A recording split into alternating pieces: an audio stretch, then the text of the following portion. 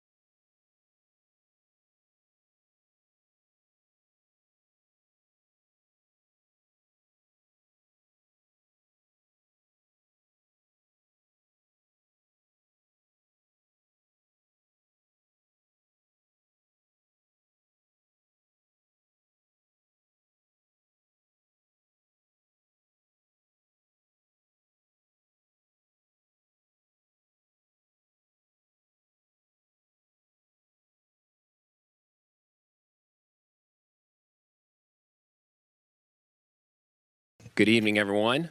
The time is 7:06. I'm going to call this meeting back to order. There was no action taken during executive session.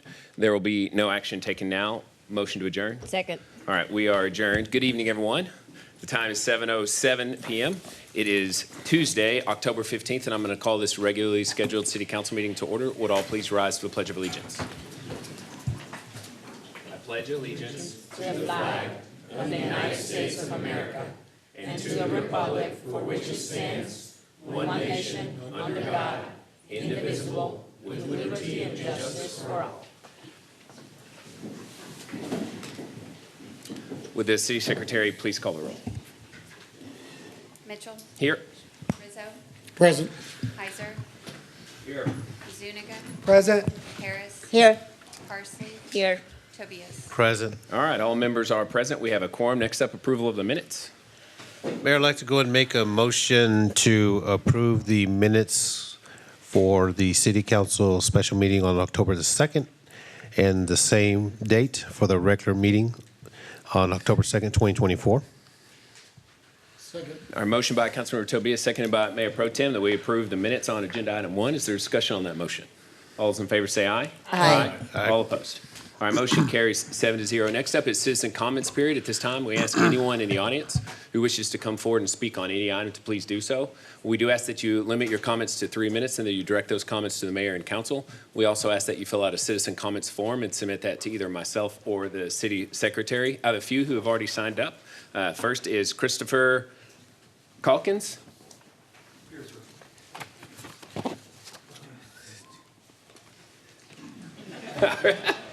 How you all doing? I appreciate the time to speak to the council members and the mayor. I appreciate everyone on there and taking care of our city.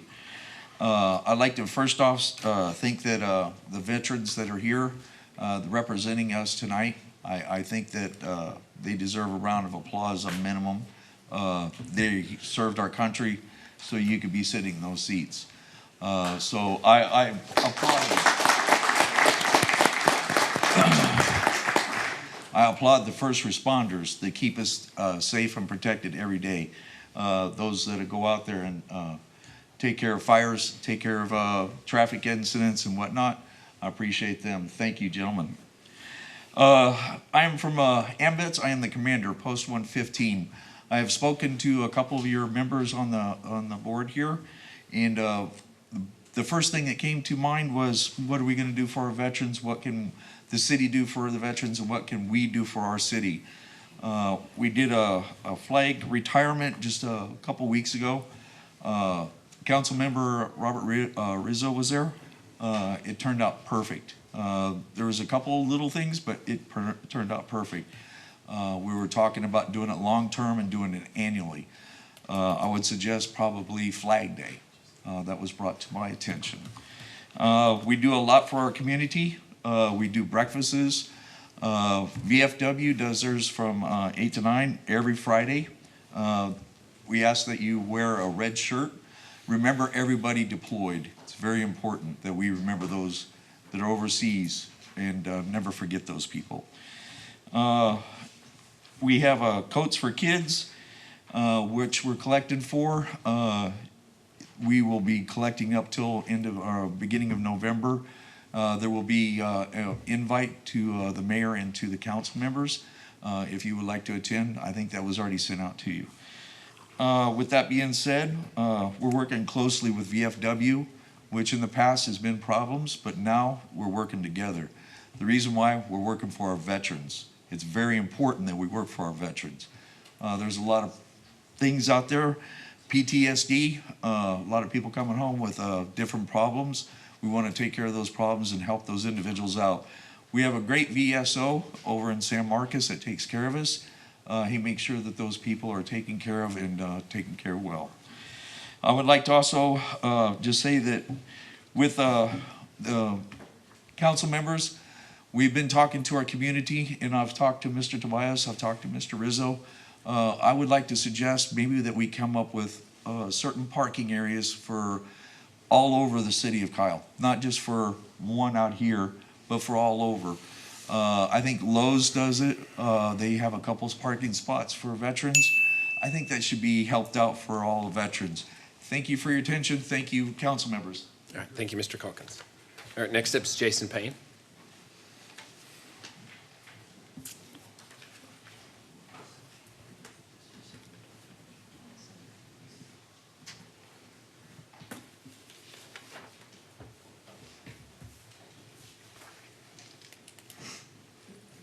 Honorable Mayor, distinguished members of the council, fellow members of this community. My name is Jason Payne. I am one of the trustees of the VFW. Just want to come and remind everybody, follow us on the Facebook page. We have a lot of good events coming up. We are helping, as Commander Chris said, with the AMVETS. If you have any type of coats or anything, new coats, used coats, clean coats to drop off, they have a deal that they're taking it to needy people to provide them with warmth for this cold time that's coming up. The VFW has started a community closet. We have a bunch of stuff in there. We started it to help out the veterans, and then we've all decided to not just do veterans. Veterans have priority, of course, can come in, take anything they need or want or feel like they use. You could drop stuff off as well. The community closet's just what it says. It's for the community. We have it there so that we can provide back to the community anytime, like if there's a fire or anything like that. It's a quick, easy place to get immediate needed clothing, anything they need that we might have in there. We have a bunch of different stuff, books, toys, everything. So we have a community closet that's available for everything to go out there. So you just contact the number on the VFW sign or area, and we'll get somebody there to open it up and get clothes either to you or let you walk in and get what you need. Also remember that starting the 26th through the 31st, we have the haunted house. It's stated that it's a $10 entry fee, but we are not going to turn anyone away. We want people to come out and enjoy it. We've been working really hard, so it's if somebody wants to come out and doesn't want to pay the fee or can't pay it, that's fine. We got you. They're more than welcome.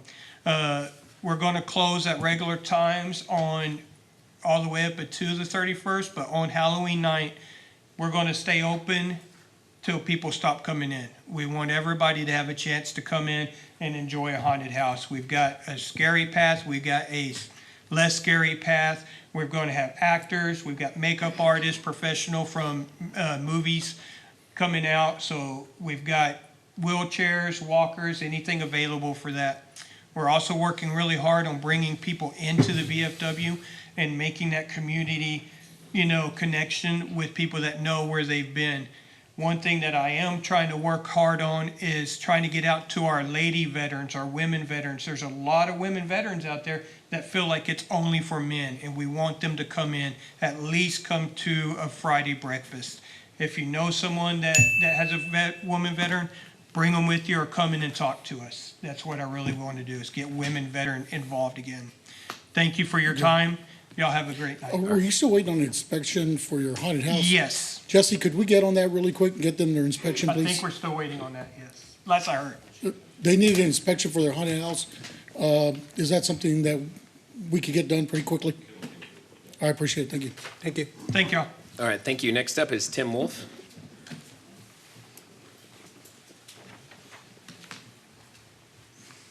Good evening, Mayor, members of the council, city staff. My name is Tim Wolf. I reside in the Cool Springs neighborhood, and I'm here tonight to express my concerns about the development labeled the Project Sahara between County Roads 150 and 158. While I understand the need for affordable housing in our city, I believe that this development raises significant concerns that should be addressed. The proposed development will only exacerbate our already overburdened infrastructure. County Road 158 between the I-35 Service Road and East Post Road, which is maintained by the city, is already damaged and has been damaged repeatedly by overweight commercial vehicle use. It was recently repaired because the rutting had gotten so bad that vehicles were actually damaging their wheels and even scraping the bottoms of their cars due to that area.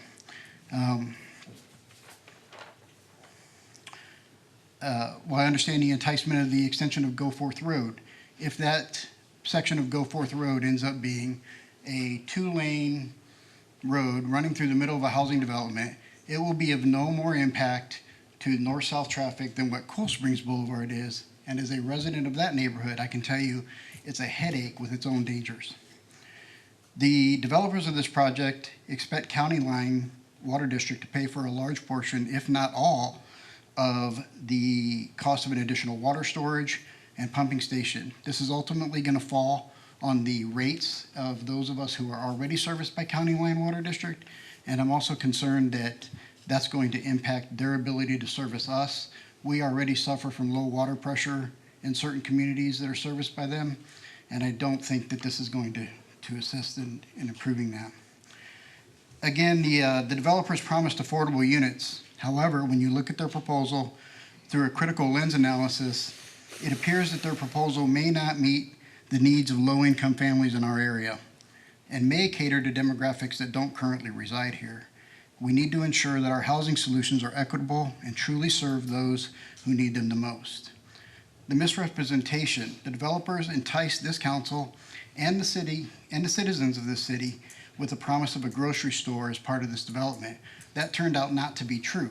What they presented instead is a 15,000 square foot, basically a fancy convenience store and sandwich shop that is run by a grocer that's very high-end, very expensive. If you haven't done so, I would encourage you to look at their websites or go to their locations and check them out.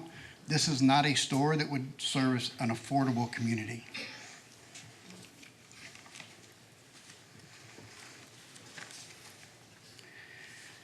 I'd urge the council and the citizens to, again, check out that grocer. And then, in conclusion, I urge the council to listen to the voices of the community on this, and let's find a reasonable, equitable development. All right, thank you, Mr. Wolf. Those are all the comments forms that I have. Is there anyone else who wishes to come forward?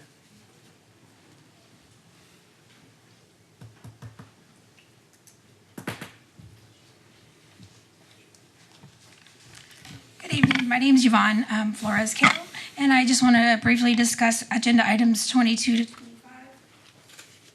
I would like to know the reasoning for the city and the landowner not to be able to come to an agreement. I think there's 5 eminent domains is kind of aggressive in the city, and especially when it's based off of a 2016 study. And I'm kind of curious for the reason on not obtaining a new study. The backup material specifically states it is critical for the project to be implemented as quickly as possible, as it is required to accommodate new and planned development. I find that to be ironic, seeing as this report was done in 2016, and now that the development has been approved, you guys are in a rush to get it done. So I would just like to caution you guys as you move forward with the eminent domain process to be thoughtful and respectful to the landowners. I think you will catch catch more bees with honey. Thank you. All right, thank you. Is there anyone else who wishes to come forward?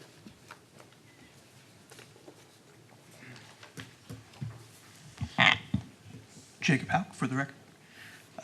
Just wanted to remind the council that if we don't build more dense urban areas for low-income people to live, it'll just end up being more suburban sprawl that we already can't afford to buy.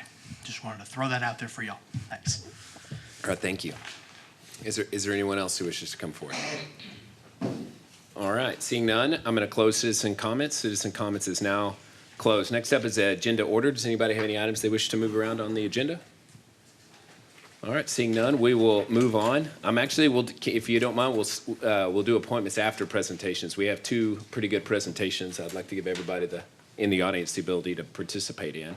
So, agenda item number 6, receive a report regarding Pillows of Peace project, celebrating its 15-year anniversary, providing pillows of comfort for those displaced due to domestic violence, homelessness, major storms, and other needs in our community. Councilmember Tobias.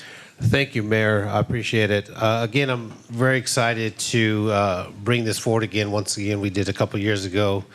And so the reading up on the history of the Pillows and Peace, it is very, very special for me. And what I'd like to do now is to have Miss Cynthia Bentley come to the podium, if she doesn't mind, and help me with the presentation, as she is one of the founders of the Pillows and Peace, and she will give a full description on the importance of this project in our community. My name is Cynthia Bentley. I'm the founder and president of Unforgettable Families and Friends in Cow, Texas. There you go. Okay. Pillars of Peace creator Mary Shotice. She's a nurse, and she's from Beaumont, Texas. She initially donated various items to local battered women's centers, shelters in the greater New Orleans area. Mary Shotice continued to visit shelters, only to hear how many women could not leave their situation without personal belongings. Sometimes they only had a pillowcase filled with whatever they could throw into the pillows quickly. Mary Shotice thought, as she laid to rest after a long day's work, a pillow is often a comfort to hold on, squeeze, cry on in times of sadness, joy, and happiness in her life.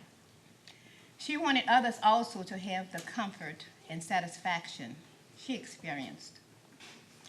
Our mission is to bring comfort to those who suffer at the hands of domestic violence.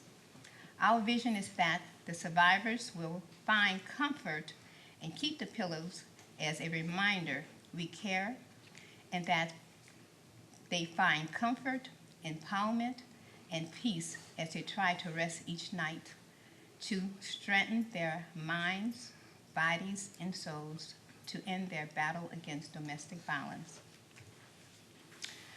After I purchased my house here in Cow, Texas in 2006, after Hurricane Katrina, this worthy project was introduced to Hays County.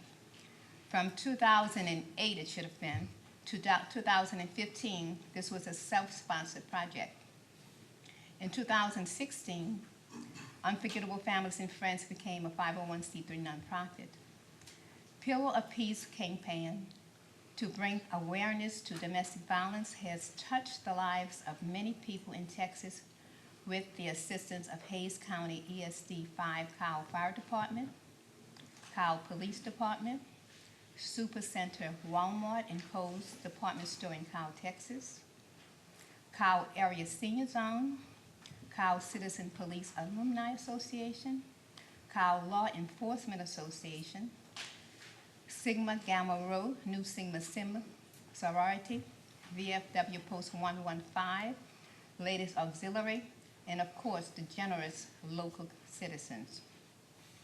Yes, it takes a village. We could not do this by ourselves. Since its inception, the Pillar of Peace campaign has significantly impacted many local nonprofits through pillow donations. When the Hays Caldwell Women's Center opened its new facility, Unforgettable Families and Friends provided pillows for the entire center, and that was over 100 pillows that we gave them. Over 7,000 pillows have been collected and donated to various nonprofits, providing comfort and support to victims of domestic violence, the unsheltered, disaster survivors, and cancer patients. This tangible support has made a real difference in these individual lives. Okay. The first year Pillar of Peace, and that's me, 50 pounds lighter. We introduced the program to Hays County with only 32 pillows. They were placed at the Hays Caldwell Women's Center. Okay. And this is a collection of pillows. We have the fire department. We have Councilman Russo over there too. The picture at the top is from New Orleans when they collected pictures. We have the Sigma Gamma Rho, New Sigma Sigma Sorority. And that is the picture of some of the pillows. We went from 32 pillows to over 600 pillows last year. And that is some of the organizations picking up the pillows. And what we do now, we have the organizations come to us and pick up the pillows the day of the event. But once upon a time, I was delivering those pillows to the various organizations, and there's no way I can deliver 600 pillows now. And you see the picture of Hayes High School Honor Society. I approached one of the teachers, and the Honor Society coordinator said that those children would use that as a service project. And you see the pillows on the stage? The students went to every house in the neighborhood near Hayes High School and put a white bag with a note saying they would come back the following week to pick up the pillows, and that's the pillows they picked up from the neighborhood. And that was over 400 pillows right there. Hayes Free Press did an article on us, and it was just a real great thing that the kids did, and they learned a lot about domestic violence because, of course, domestic violence in teenagers is very prevalent in our area. This year, we are going to have something a little bit different. Cow Senior Zone quilters decided that they wanted to come in and do something too. As of today, this says 500 pillows. Well, I picked up 20 more pillowcases. So each pillow that we have this year will have a brand new pillowcase that was made with love and care from our cow quilters. So, I think they deserve a big hand because what they did every Monday, they brought their sewing machines and they brought all their cloth and they made pillowcases. So you'll see some with butterflies, you'll see some with flowers, some with squares, some with Christmas, some with all of the different kitty people, pictures. And it's going to be nice because you got to remember, domestic violence affects everybody, not just adults. Children are affected by it too. Okay? And that is delivering some of the pillows. We have at the top, we have Southside Community Center. We have True Choice. And this is at Kohl's with all the boxes where we start off with about 5 or 6 cases of pillows each year that they donate to us. And in the middle is where we deliver to Hayes Caldwell Women's Center. And if they could not pick up the pillows, then they would pick them up from my house or I would meet them someplace. So that's with the young man and the young lady picking up pillows from my house. Okay? And of course, we cannot do this by ourselves. Of course, we have Walmart, Kohl's, Cow Law Enforcement Association, the Ladies and Vets. Of course, we have the Cow Area Senior Zone. We have Sigma Gamma Rho, Nu Sigma Sigma, I always have a problem with that, sorority. We cannot do this without the Cow Police Department and the Cow Fire Department. The Cow Fire Department will be at Walmart on November the 2nd from 9 a.m. to 1 p.m. And this is about the 6th year that the Cow Fire Department have been outside of Walmart to help us collect pillows. And the Cow Police Department will be outside of Kohl, and this is about their 6 or 7 years that we actually were out there collecting pillows. And you would be surprised on who is affected by domestic violence. Domestic violence is not something that you can always see. While we're out there, we get a lot of hugs, we get a lot of tears, we get a lot of stories telling us that they receive problems from domestic violence. And domestic violence, like I said, is not always physical. And a few years ago when I did my presentation, I said that when I was doing my research on this, and I'm reading seclusion, and I said, oh, that's me. When I say telling things like, oh, you little poor thing. Oh, you can't do anything. Oh, you never amount to anything. And I'm saying, oh, that's me. No, he never hit me, but he did tell me some awful words. And when I was in college, I went to college while I was married, and one night when I came home from class, he said, I know who you spoke to. I saw every move that you made. I didn't know he was following me on a college campus. So all these things is a part of domestic violence.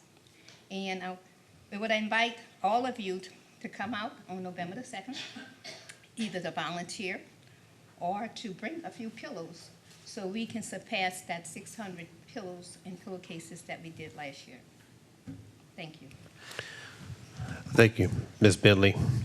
Let me go ahead and just briefly, Mayor, read, or to the city, read some statistics here as we continue to understand and bring awareness of Domestic Violence Month here. So every minute, 32 people experience intimate partner violence. LGBTQ victims experience partner violence at the same rate as women and higher rates than heterosexual, and 43% lesbian, gay, and bisexual youth, and 89% transgender.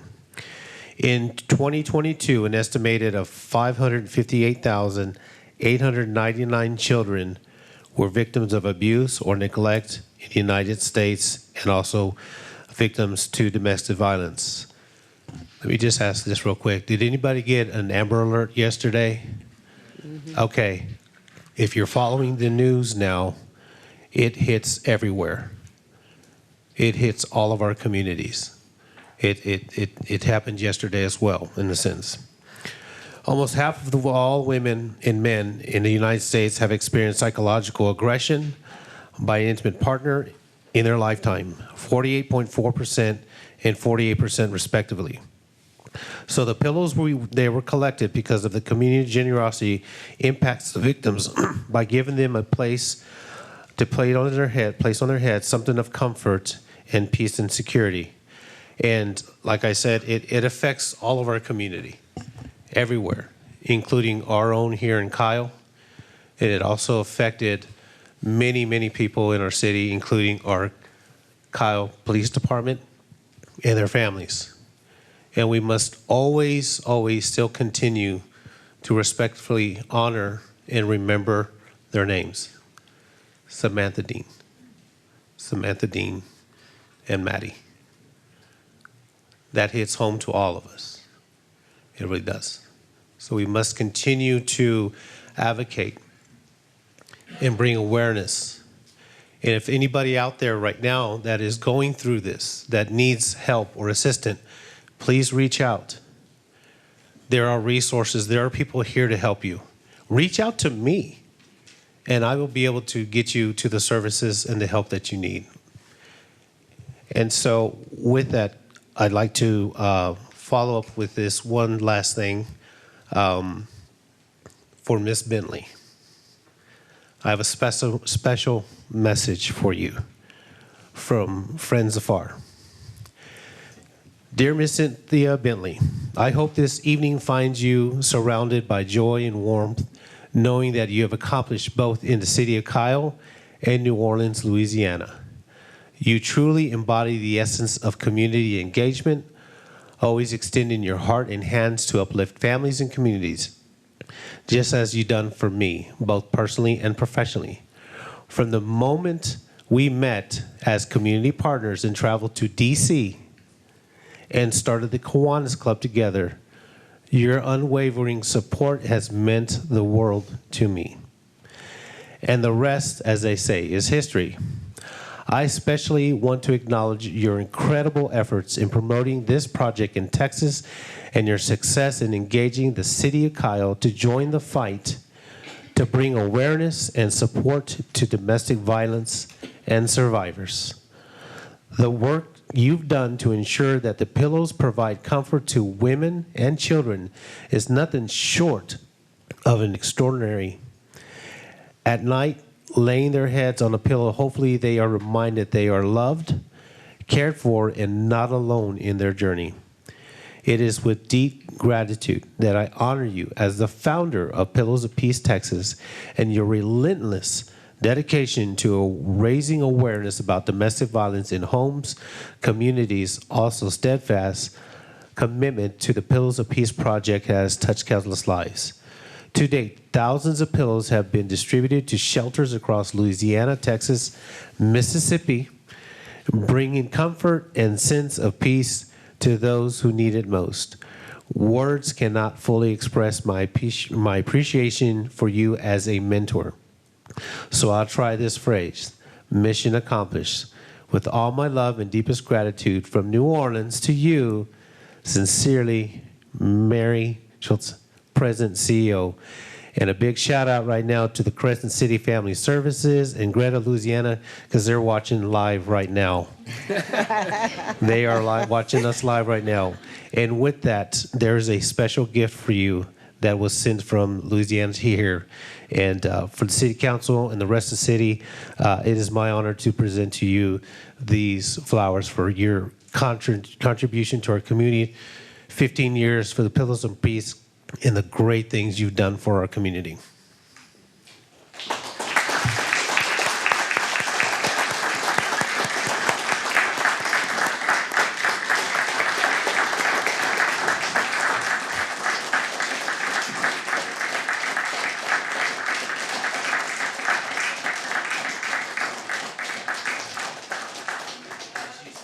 Mary says, give her a big hug because that was the first thing she gave you when you came. So, thank you for all you've done. If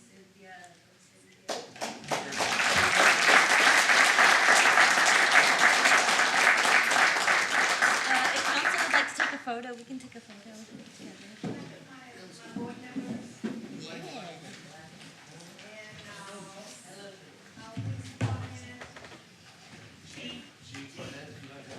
It's being called.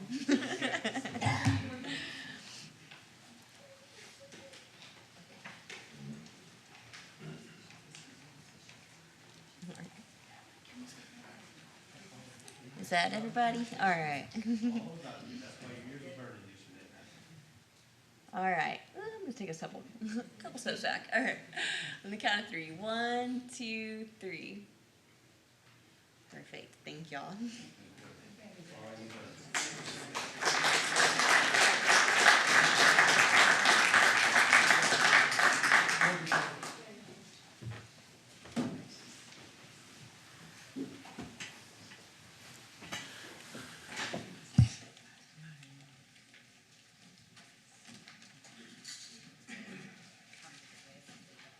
Thank you, Mayor. Thank you, City Council. All right, from one milestone achiever to another, I'm going to now bring up agenda item number 7, a proclamation recognizing city engineer Leon Barba's 50-year anniversary as a licensed professional engineer. That's a lot of years.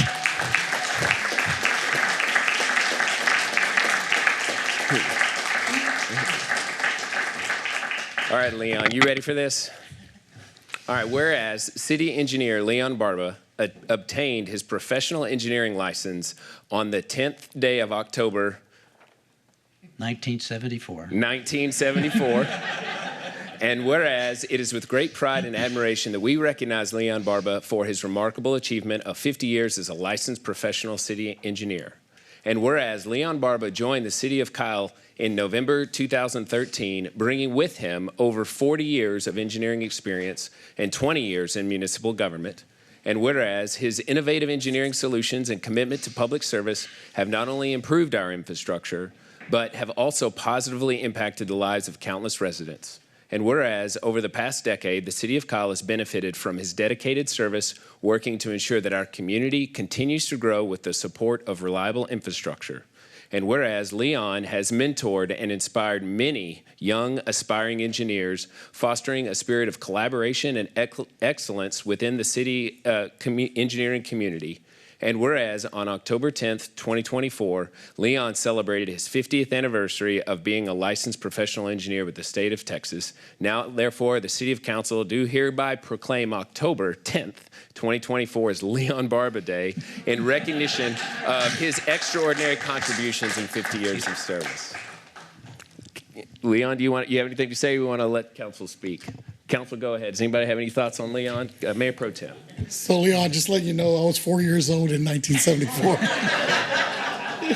But with that being said, you know, thank you for always being here for the city. Thank you for leaving Austin for Kyle. It's a better place. I'm just letting you know. It is. But look, honestly, thank you for giving to the city. I know that you married a family here nearby, so a local girl, and you have a special fondness for Kyle. So thank you for coming and giving of yourself to the city. Thank you for your patience, because a lot of us council members have learned from you. Thank you for being patient with us. Thank you for allowing us to learn and sharing some of your experience. It's definitely been a way that we've moved our city forward, and I just want to thank you for all of your hard work. And I know there's been a lot of times where you've been short-staffed, and you still get the projects moving forward. So thank you for those late nights. Thank you for those weekends, and just thank you for giving back to the city of Kyle. Thank you very much, Leon. Thank you. Just like, yeah, thank you, Leon. That's a great accomplishment, 50 years in the field. As a council member, I have learned a lot listening to you, watching your presentations, and, you know, the dedication you have for the city when you talk about the projects. We can all see it, and we can definitely relate to, you know, the great job that you do for our city. And thank you for, like Mr. Rizzo said, helping out in this community as well. So, great accomplishment. Thank you. Councilmember Parsley. I'm going to piggyback into what everybody else is saying. So thank you so much for your time and dedication to the city and to us. Especially thank you for being patient when we have questions, for always being so responsive and explaining the things the way you do it, over emails or in person. Thank you. Yeah, I would just say, I was thinking, we did our marketplace groundbreaking this morning for the extension, and I was struck by the fact that it was about fall of 2015 when we did the first marketplace groundbreaking, which is a project that started in 2013. So when you first got here, every new road project that's been built, as well as the many myriads of projects that we're cultivating, they've all been under your guide and care. And so you've been very steady, and I think it's difficult for engineers because you have developments and developers, and you have a variety of other engineering firms that you have to manage, as well as the issues in the community and the council and the staff that's dealing with you. It's just a lot of pressure, and we have never been short on engineering projects to keep you busy. I think normally we're about 3 projects for every one that a regular human can handle, but 50 years in, you're whooping them all. So thank you for everything you've done for this community, and this is not your retirement, by the way. This is just 50 years. So we're going to keep it a little brief, but staff also loves you. That's why they put this forward. Very much they do. So. Mayor and council, let me say that I was not expecting this, so I appreciate this so much. I really do appreciate it. But just to let you do a little bit of math, I was 27 on October 10th of 1974, so now you know how old I am. So, but again, I'll let you do the math on that. But no, this has been the last 11 years. Well, November will be 11 years. It's just been a heck of a challenge for me to work here and to learn all the different things that I've learned. One of the things I tell our staff is always try to learn something new every day. And every day I'm learning something new. Even as old as I am, I'm still learning a lot of new things. And that's good. You have to. You need to be aware. You need to be up to speed on all the new technologies and everything. Bear in mind, council, that when I started at college, we were using slide rules. So does anybody know what a slide rule is? But anyway, and now here we are with these software and programs that do just about anything that you wanted to do with on the engineering side. So it's been a challenge for sure. But again, thank you all so much. I really appreciate this. Thank you. All right, thank you. Yeah, thank you. Picture. Yes.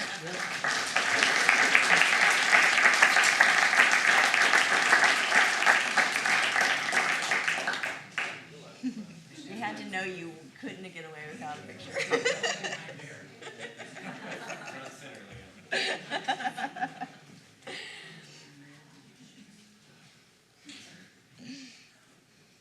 All right.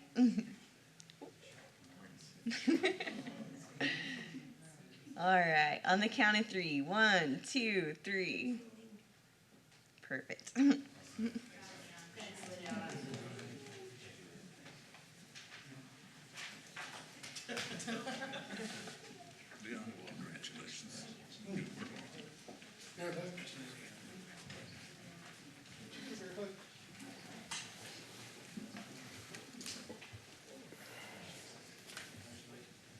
All right, now we're going to go back to agenda item number 3, consider approval of a resolution to appoint Robert Skillern as alternate number 1 and Robert Spina as alternate number 2 to the Board of Adjustments. Ms. Schmeitz.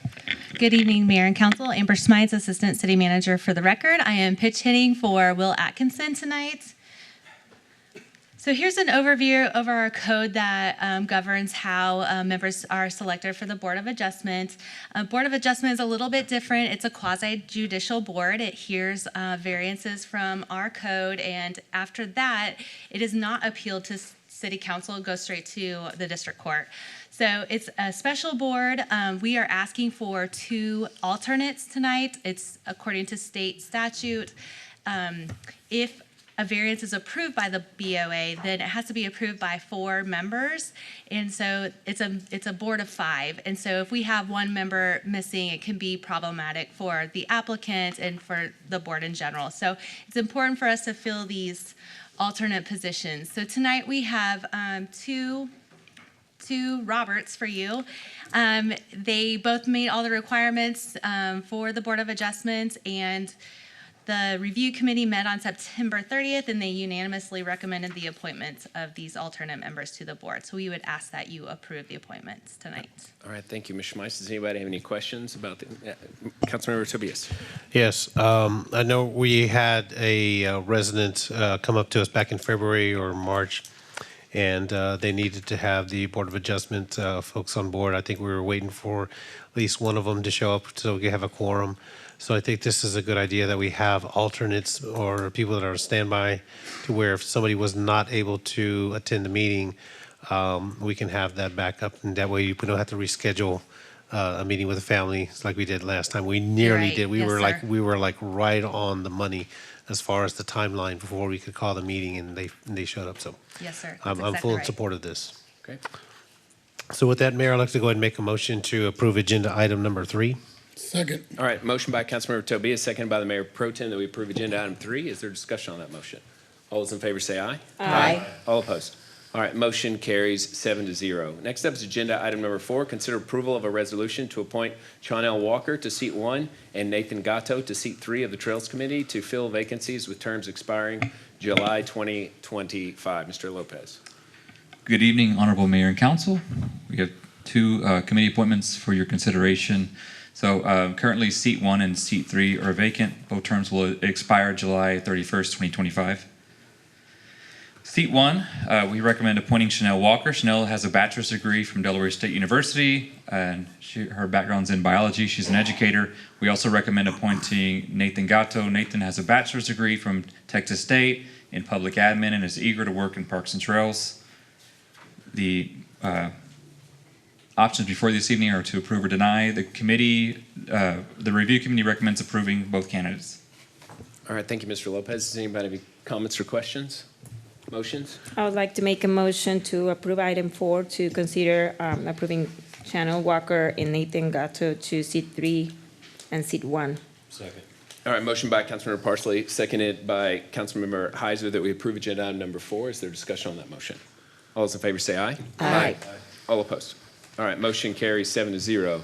Next up is agenda item number 5, consider approval of a resolution to appoint Holly Wilson to seat 1 and Chuck Koenen to seat 3 of the Community Gardens Committee to fill vacancies with terms expiring July 2025. Mr. Lopez.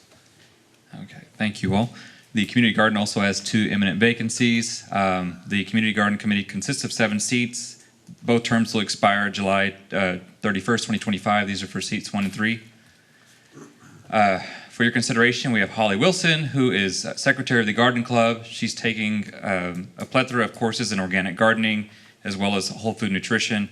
Seat 3 is to recommend appointing Chuck Koenen. Chuck previously served on the Parks and Recreation Board for 6 years in good standing and is a volunteer with Hays County CERT as well as TPWD as a basic angler instructor. All So right. the options for you are to approve or deny. The review committee recommends approval of both candidates. Does anybody have any comments? Mayor, I'd like to make a motion to approve agenda item 5. Second. All right, motion by Mayor Pro Tem, seconded by Councilmember Harris that we approve agenda item number 5. Is there discussion on the motion? Councilmember Tobias. Yes, when Ms. Parsley and I looked at both of the applicants, just let everybody know what stood out about Ms. Holly Wilson was that she not only is studying a lot of the organic farming, but she would also teach some of the gardening at the gardening center there. So that kind of drew me to that she'd be willing to help some of the newer residents that want to come in and learn about gardening, that she has the experience of teaching certain types of classes. And also with Mr. Koenen, with his experience already on a board, he understands the agenda items and knows whenever to look for certain things that could be able to help with the Gardens Committee. So that's why I select them. Yes, we were very excited to have, we're excited to have Holly on the board. I am excited myself to see what kind of classes she's going to be teaching, because I am one of those that tries to garden and always fails miserably. But, and also I wanted to thank Mr. Chuck Koenen, because he's been a dedicated member of the community by serving on the Parks Board for so long, and now he wants to continue helping in our Gardens Committee. So kudos to him. Anyone else? All right, all those in favor say aye. Aye. All opposed? All right, motion carries 7-0. Next up is the consent agenda. Does anybody have any items they wish to ask questions about or have pulled for further consideration? Councilor Parsley. Item 9, please, and then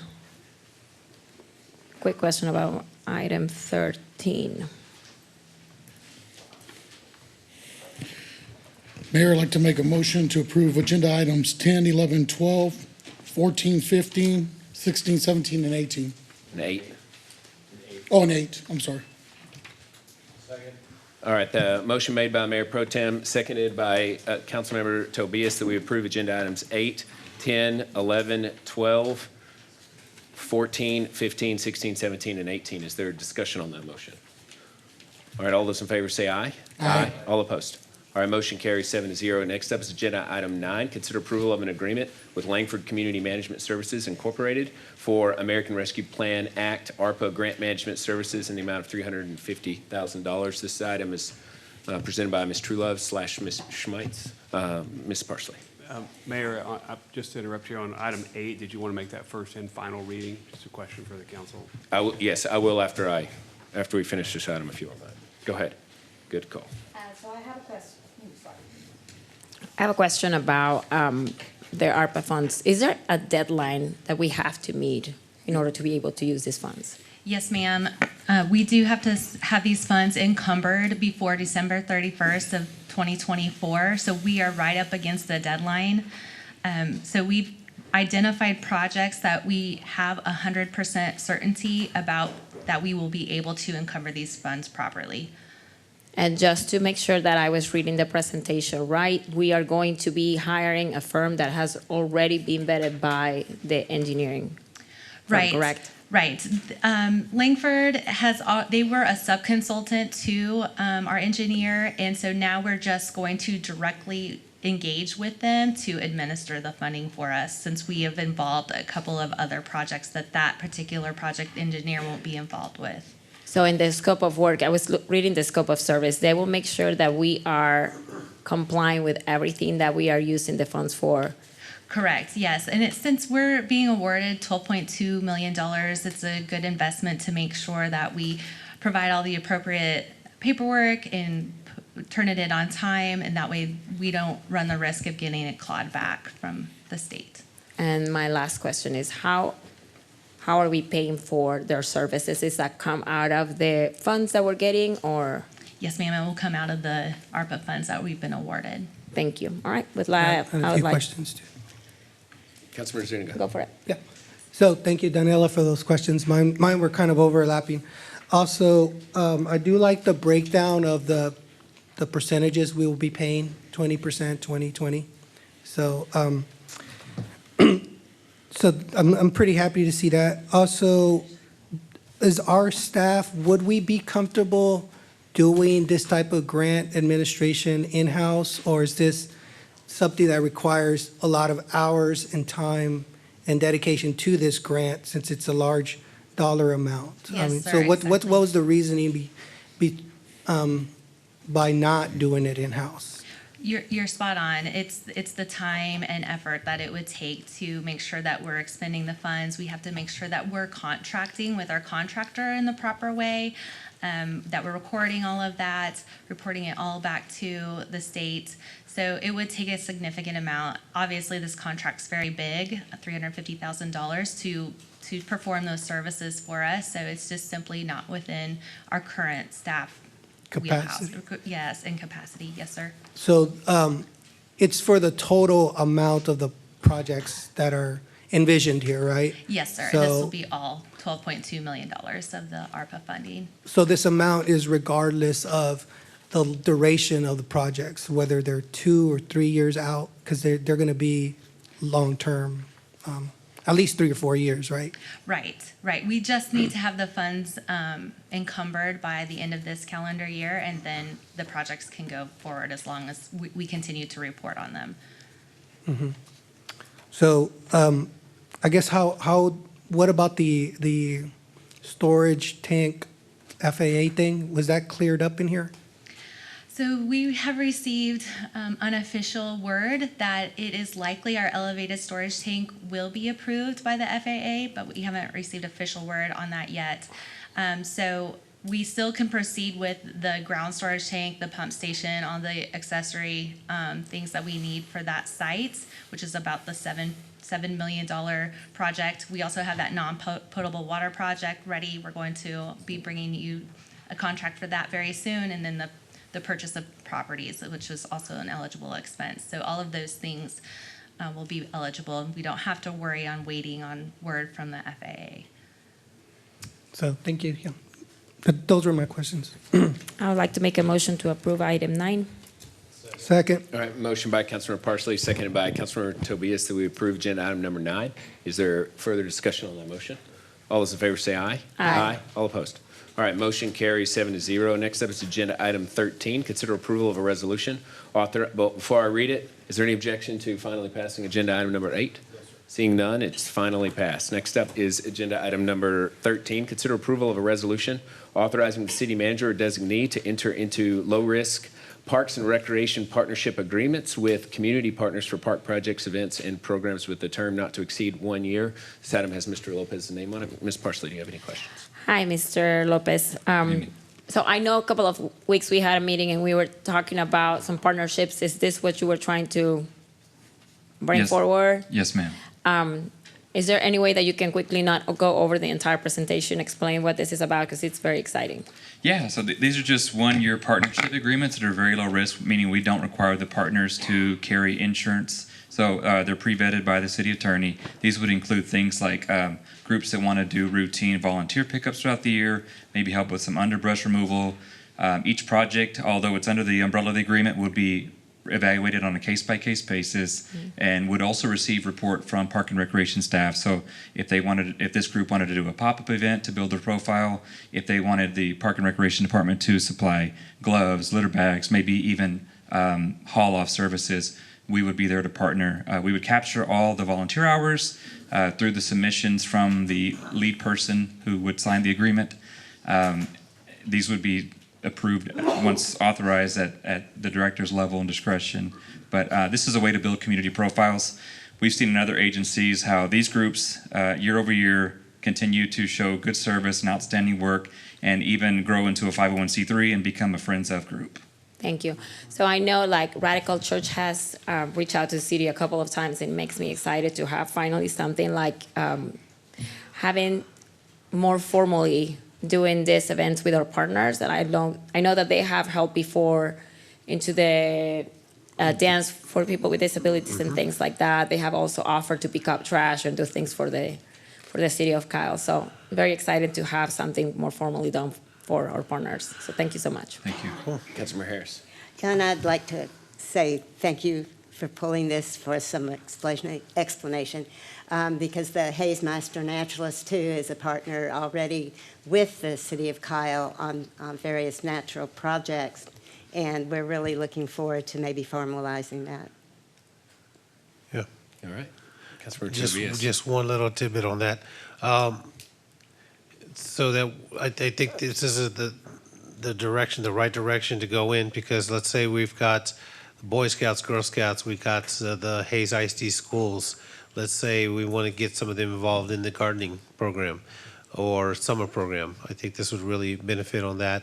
Also work with our veterans groups, seniors, and other nonprofit or church organizations on that. And then we can try to build a way to promote it even more till we can gain more interest from other areas, and the more the better. Thank you, sir. Appreciate it. David, just want to thank you for bringing this forward. It's a great way of seeing what partnerships work for. Maybe moving forward, we can do some more internships, maybe partnerships with schools, maybe with communication with their communication departments, things like that. But this is a good roadmap, a great start. If this was successful, we can look at other partnerships as a city. So thanks. Thank you. All right, with that, I'd like to make a motion to approve item 13. Second. All right, motion by Councilmember Parsley, seconded by Councilmember Harris, that we approve agenda item 13. Is there discussion on the motion? All those in favor say aye. Aye. All right, all those opposed. Motion carries 7-0. All right, next up is agenda item number 19. First and final reading, consider approval of an ordinance of the City Council of the City of Kyle, Texas, accepting and approving a service and assessment plan and assessment role for the Plum Creek North Public Improvement District, making a finding of special benefit to the property in improvement area number 2, levying assessments against the property within improvement area number 2 of the district, et cetera. This item has a public hearing. Ms. Lively. Stephanie Leiby, Norton Rose Fulbright, bond counsel for the city.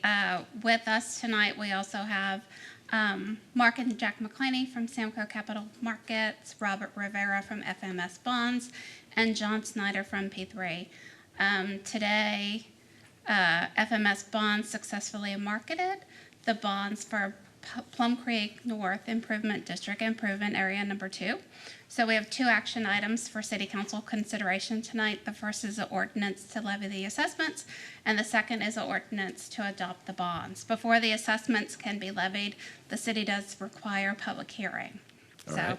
If there are no objections, I'm going to open the public hearing. Seeing none, the public hearing is now open. Is there anyone who wishes to come forward and speak on this item? All right, seeing none, I'm going to close the public hearing. It's now closed. Perfect.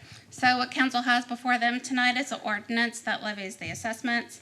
The bonds that were issued today or to be sold today were done in a principal amount of $5,463,000. So the assessments will be levied in that same principal amount, with additional interest to be charged to pay both interest on the bonds, a little bit of an interest reserve, and then administrative expenses associated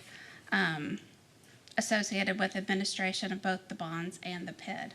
So happy to answer any questions that you all may have on the assessments themselves. We did bring this service and assessment plan to council previously as a preliminary service and assessment plan.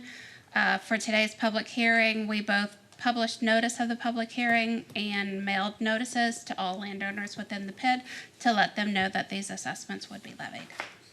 Does anybody have any questions for the presenter? Motions? Mayor, I'd like to make a motion to approve agenda item 19 as written. Second. All right, motion by Mayor Pro Tem, seconded by Councilmember Parsley, that we approve agenda item 19. Is there discussion on the motion? All those in favor say aye. Aye. All opposed? All right, motion carries 7-0. Next up, agenda item 20, first and final reading. Consider approval of an ordinance approving and authorizing the issuance and sale of the City of Kyle, Texas Special Assessment Revenue Bond, Series 24, Plum Creek North Public Improvement District, Area Number 2. Ms. Libby. And again, related to the ordinance that was just adopted to levy the assessments, this is the ordinance that will actually authorize the issuance of the bonds. So same representatives are here tonight for that item. In addition, we also have representatives from Lennar and their developer council. So if you all have any questions about the district itself, the public improvements, the bonds, we're happy to answer any of those questions. Anybody have any questions on this items? Yeah. Councilor Tobias. So I just wanted to go back on the history. So this dates back all the way back to 2019, correct? So the district was originally created in 2019. Okay. Was when the PID was created. In 2021, improvement area number 1 and major improvement area bonds were issued. And so the first area of the development has been built out. This is improvement area 2. So public infrastructure projects are in place. Some homes have been built and constructed, and developers come to City Council with requests for the bond issuance to pay for those public infrastructure projects. Okay, that's what I wanted to know. So that way we could give the residents a timeline. This is just something we just did throughout there. It's been through the years, a process of how it all works to get it all paid out. Thank you, ma'am. Yep. Any other questions, comments? Do we have a motion on this already? No. Motions? Go ahead and make a motion to approve agenda item number 20, sir. All right, motion by Councilor Tobia, seconded by Councilor Heiser that we approve agenda item 20. Is there discussion on that motion? This is the final reading, correct? Yes. Okay. All those in favor say aye. Aye. Aye. All opposed? All right, motion carries 7-0. Next up, agenda item 21, consider approval of a resolution finding public convenience and necessity and authorizing use of eminent domain to condemn, if necessary, from a 3.393 acre permanent utility easement as described in Exhibit 4 from certain real property conveyed to Rafter Holdings LLC and recorded at document number 1800667 of the Official Public Records Act of Hays County, Texas for the public use and public purpose of construction of public water and wastewater improvements. Good evening, Mayor and Council. Amber Smites, Assistant City Manager for the record. I have been to you for this project for the last 2 meetings in a row. This is the last and final parcel that we need. As you recall, we have an agreement with Savannah Ranch that would contemplate the construction of public wastewater facilities, including a force main to serve their area. And so we need a 35-foot wide easement to house this force main and some additional lines. Here was the alignment that was approved by council. It's currently under design. Appraisals have been completed, and we've made initial offer letters, and we have been unable to come to a successful negotiation at this point. So here's parcel 2, Rafter Holdings. We need 3.393 acres. And so we are asking you to approve a resolution granting a PCN. All right, thank you, Mr. Mice. Does anybody have any questions or comments, Mayor Pro Tem? Yeah, I just wanted to briefly, could you tell us the process that we go through in acquiring these properties before we go to condemnation? Yes, sir, and I might have Kent Sick, our legal counsel expert on this subject matter, pipe in if I miss anything. But the project usually goes as we bring something forward to council, y'all approve the project and concept. Then as we go through the design, we get more idea about where we're going to go. We bring the alignment to you, and you approve the alignment. We keep moving forward with design, and finally we get out there. We survey the property. We know what we're going to need for the easements. We bring that back to you and tell you what we're going to need. We have the property appraised. We bring the property appraisals to you all and ask you for direction to proceed with offering the initial offer letter. And there's a period of, I believe, 30 days that they have to discuss back and forth with us. After that 30 days has passed, we provide a final offer letter, and then there's 15-day period that they have to respond to that. If they do not respond to that, then we ask y'all to take action on a PCN, which would move us through the condemnation process. Yeah, I just wanted to show that, when we're doing condemnation, it's the last resort that we're doing. I mean, it's not, we've contacted the property owners, we've done everything we can. This is critical infrastructure we need when we're building roads, putting water, wastewater. It's not like we're just going up there and heavy-handed somebody. We're giving them all the opportunity. We're trying to do the conversations, and we're trying to do what's best. But moving forward as a city, we have to do what's best for the entire city, and that's, improving roads, improving water, wastewater. So I just wanted to make sure that we're following a process. We were doing everything we can to work with landowners. Yes, sir. And we also initially ask for a right of entry before we perform any survey work. And we make ourselves available to the homeowners at any point in time if they want to talk to us about the project. We make ourselves available with the project engineer to go over what the project looks like. We talk about right of entry. They can put conditions on when we can enter their property.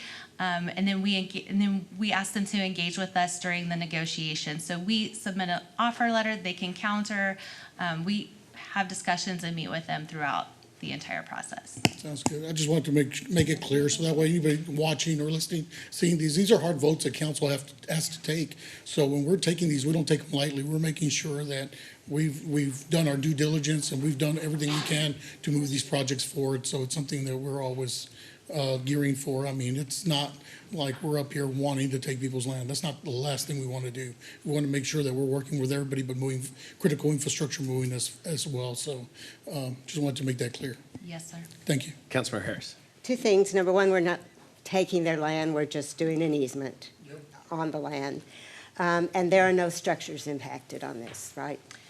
On this particular piece, no, there are no structures. We are asking for an easement in this case, so it's not, we're not taking all of the rights to this property. So it is a little bit different than in the right-of-way acquisition case. Okay. This item does have a particular motion, so I will make that now. I move that the City of Kyle authorize the use of the power of eminent domain to acquire a permanent utility easement of 3.393 acres from property owned by Rafter Holdings LLC and others, and described in agenda item 21 for the public use of constructing and operating public water and wastewater infrastructure improvements. Second. All right, motion by the mayor, seconded by Councilmember Parsley. Is there a discussion on that motion? All those in favor say aye. Aye. All opposed? All right, motion carries 7-0. The next four items can be taken up together with a single motion, but do I need to read all four of these items all the way out in order to open them?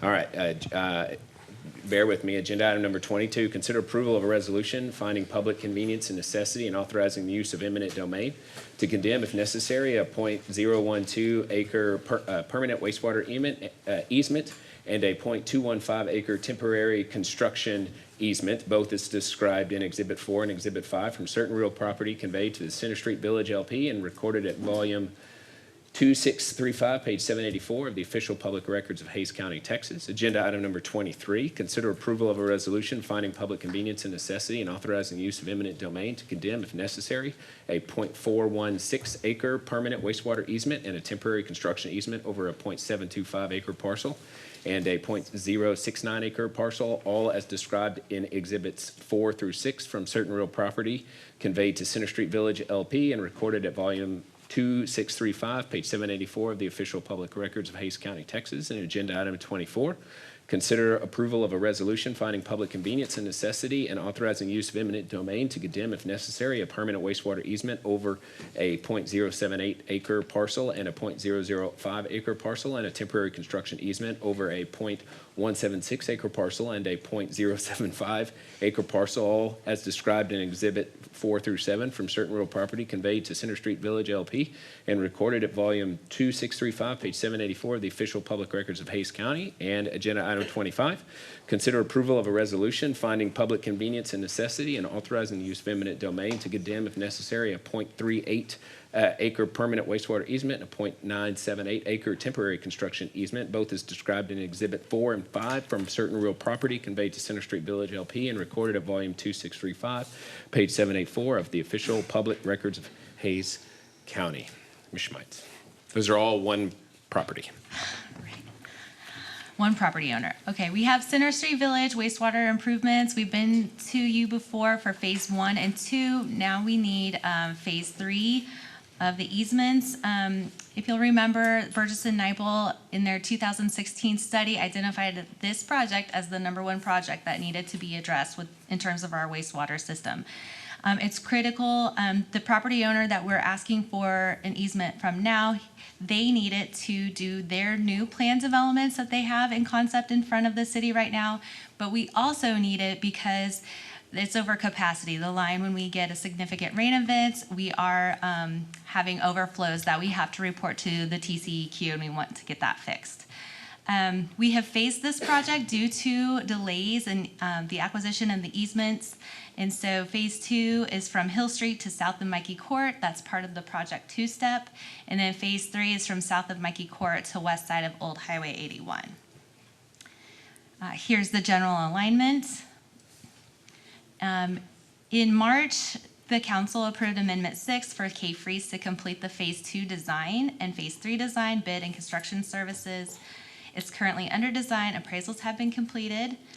Phase 2 easements for Project Two-Step have been accepted under consent tonight by the council. And then after we've tried to negotiate, we have been unsuccessful to reach an agreement with the property owner. So here's parcel 1. It's a permanent easement. Here's what the temporary construction easement looks like on parcel 1. Here's the permanent easement for parcel 2 and the temporary construction easement. Another TCE here. Here's parcel 3 for the permanent easement. More permanent easements. Here's for the TCE. And finally, parcel 4. Here's the permanent easement and the temporary construction easement. So we are asking that y'all approve a resolution finding public convenience and necessity for phase 3 of the Center Street Village wastewater improvements. All right, thank you, Mr. Mites. Does anybody have any questions or comments regarding this item? Councilmember Zuniga. Yeah, just a quick question, Amber, because of the abundance of easements. What causes the multitude of easements there? Is it the way that maybe the layout is planned, or what is causing so many easements? Just so I understand it and the public can understand it. Sure, so you can see phase 3 as it goes across it's in the blue there, it goes across 4 parcels.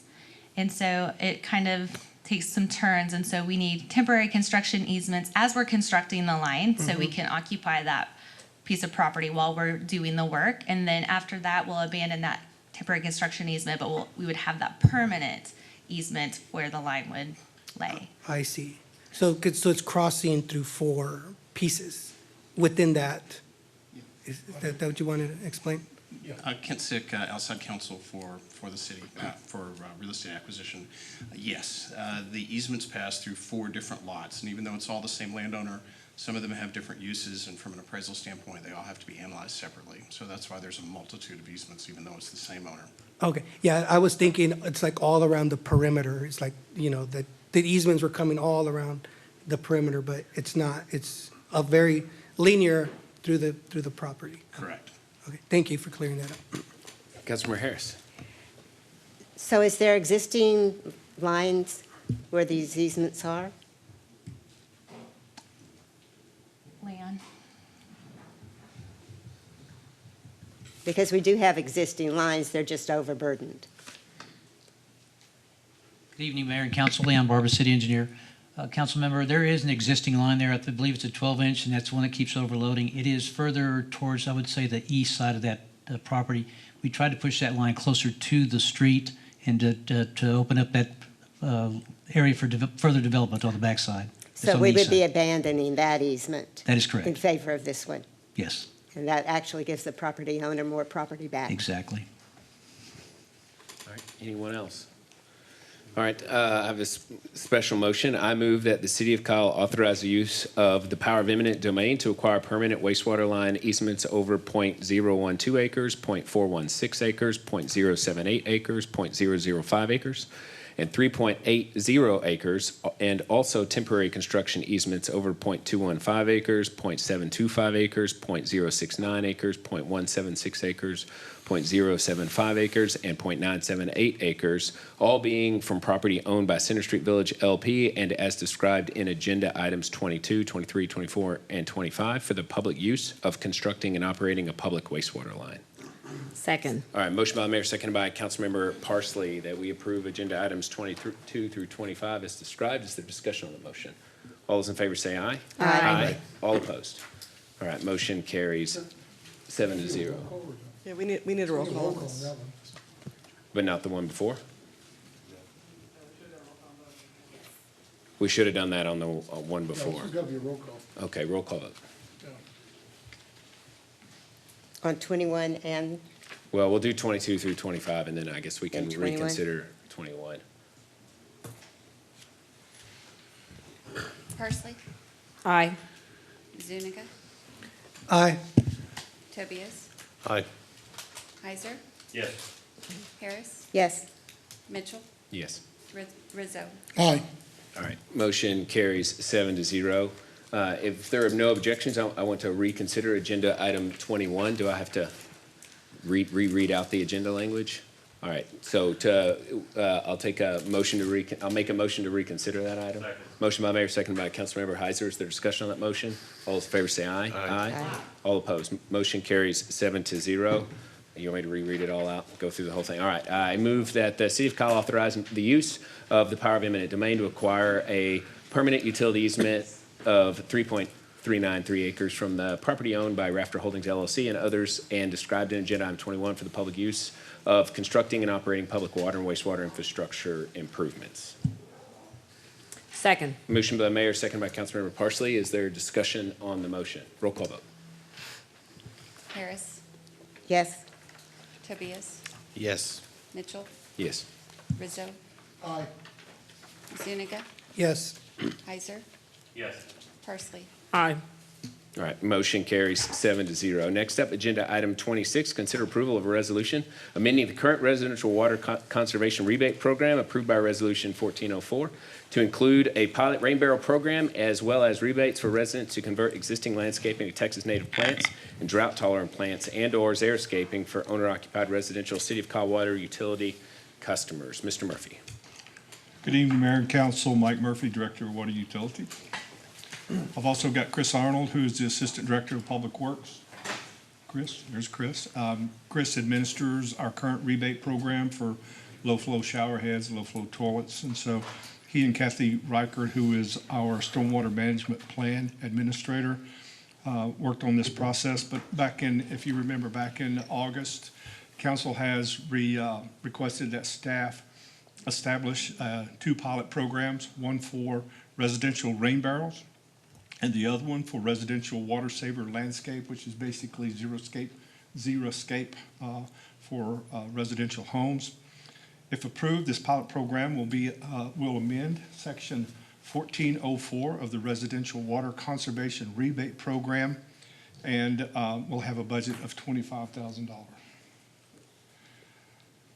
So option 1, and this is on the rain barrel section. The city offers to buy 5 rain barrels at a time, including adapter kits, and providing qualifying residents on a first-come, first-served basis to get one of these rain barrels. The pilot program is limited to 50 rain barrels. The residents must be on city water and be in good standing with their bills, limited to 1 rain barrel per household. And the residents will have 30 days to install the rain barrel, and the city stormwater staff will verify the installation. The physical impact will be roughly $10,000 initially, and may go up depending on the success of the program. So the residents, here, option number 2, this is just to give you another one, which is a little bit less expensive, a little bit more cumbersome on the residents, but the residents have the option to buy the rain barrel and its accessories, install as appropriate. The barrel must be at least 50 gallons. The rebate program is set at $100 per rain barrel, including the accessories, and then the rebate checks will be mailed out by Finance Department. The physical impact for 50 rain barrels in this program is $5,000. These are a few slides showing the different ideas about the rain barrels for what would be under option 2. So the pros and cons. Pros of option 1, allows the consistency and appearance of rain barrels, covers the full cost of the rain barrel, and uses less city staff time and resources to implement the program. The cons are that the city pays for the rain barrels upfront instead of through a rebate program. Option number 2, the pros allows residents to go and pick out their own rain barrel to be installed. The cons are the rain barrels and accessories vary in price, so residents may not get a full reimbursement for the cost. Tracking the pilot program of 50 rain barrels may be difficult to communicate to the public when program limit has been met.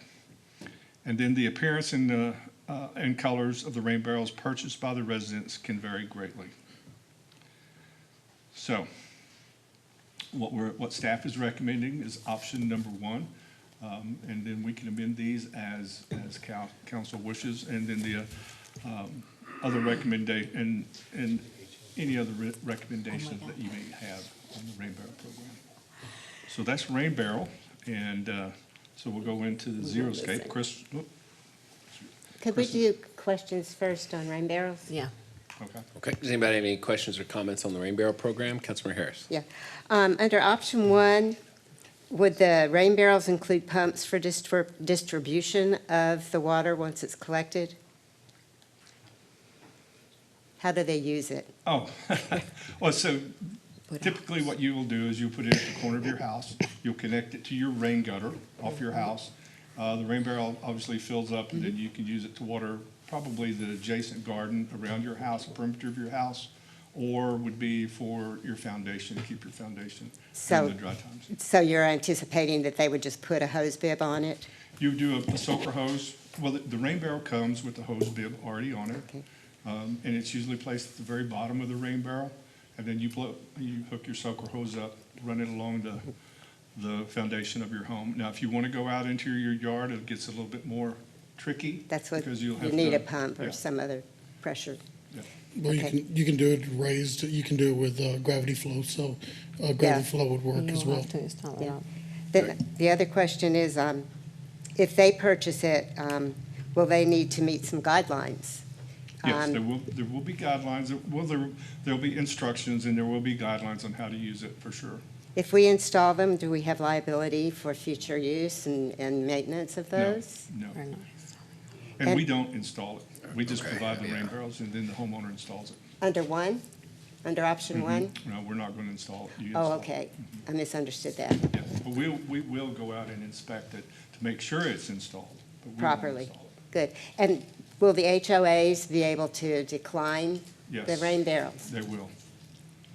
Okay. And that's one of the reasons that we're wanting to go with option one, because it gives you a consistent look instead of having different colored rain barrels throughout the neighborhood. But it also depends on the HOA, whether they allow them or not. Okay, thank you. Councilmember Heiser. Yes, thank you. Because this is a pilot program, I'd like us to consider opening up option one to all Kyle residents and not just City of Kyle water users.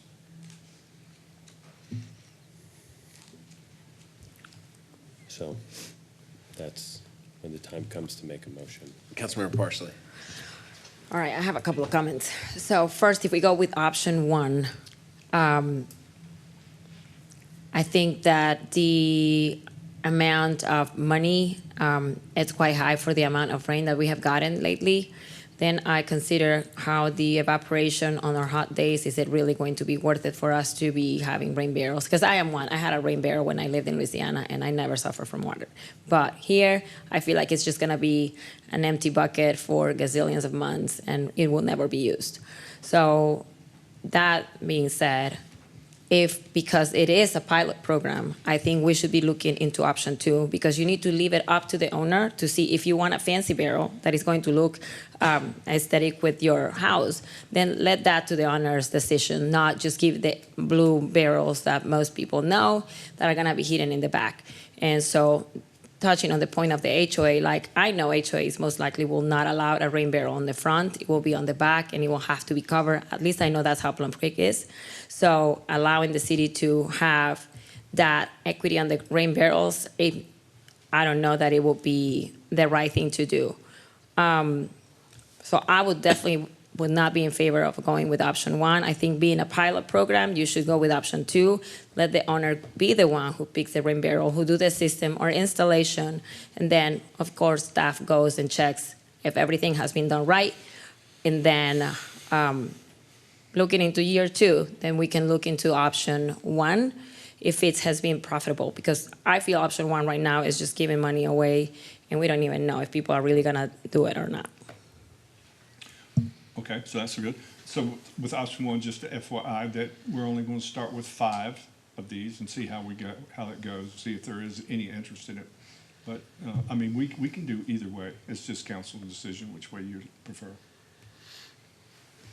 I would like to hear Mr. Heiser's reasoning for just allowing anybody in the city of Kyle to use it versus the ones that actually pay for the services? Well, the spirit of this item when I brought it forward was to help with water conservation in and around our city with our residents and try to find ways for us to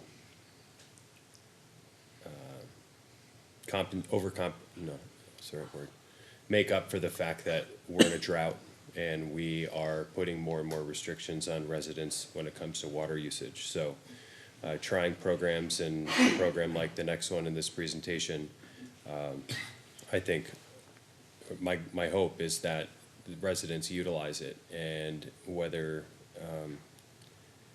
just because they're not paying for our water doesn't mean that they can't benefit from the same opportunity that this government right here is acting on.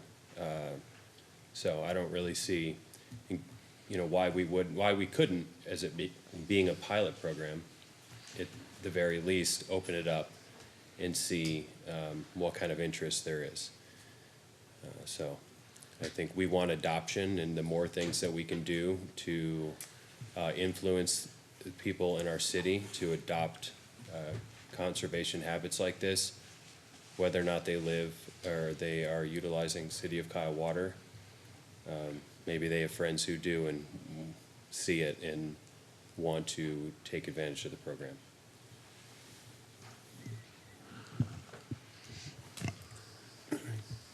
So the $10,000 from option one makes me think that our anticipated cost per barrel is roughly $200. That's going to be on the high end for sure. They'll have to bring, once we go out and identify a vendor to provide the rain barrels, then we can modify that.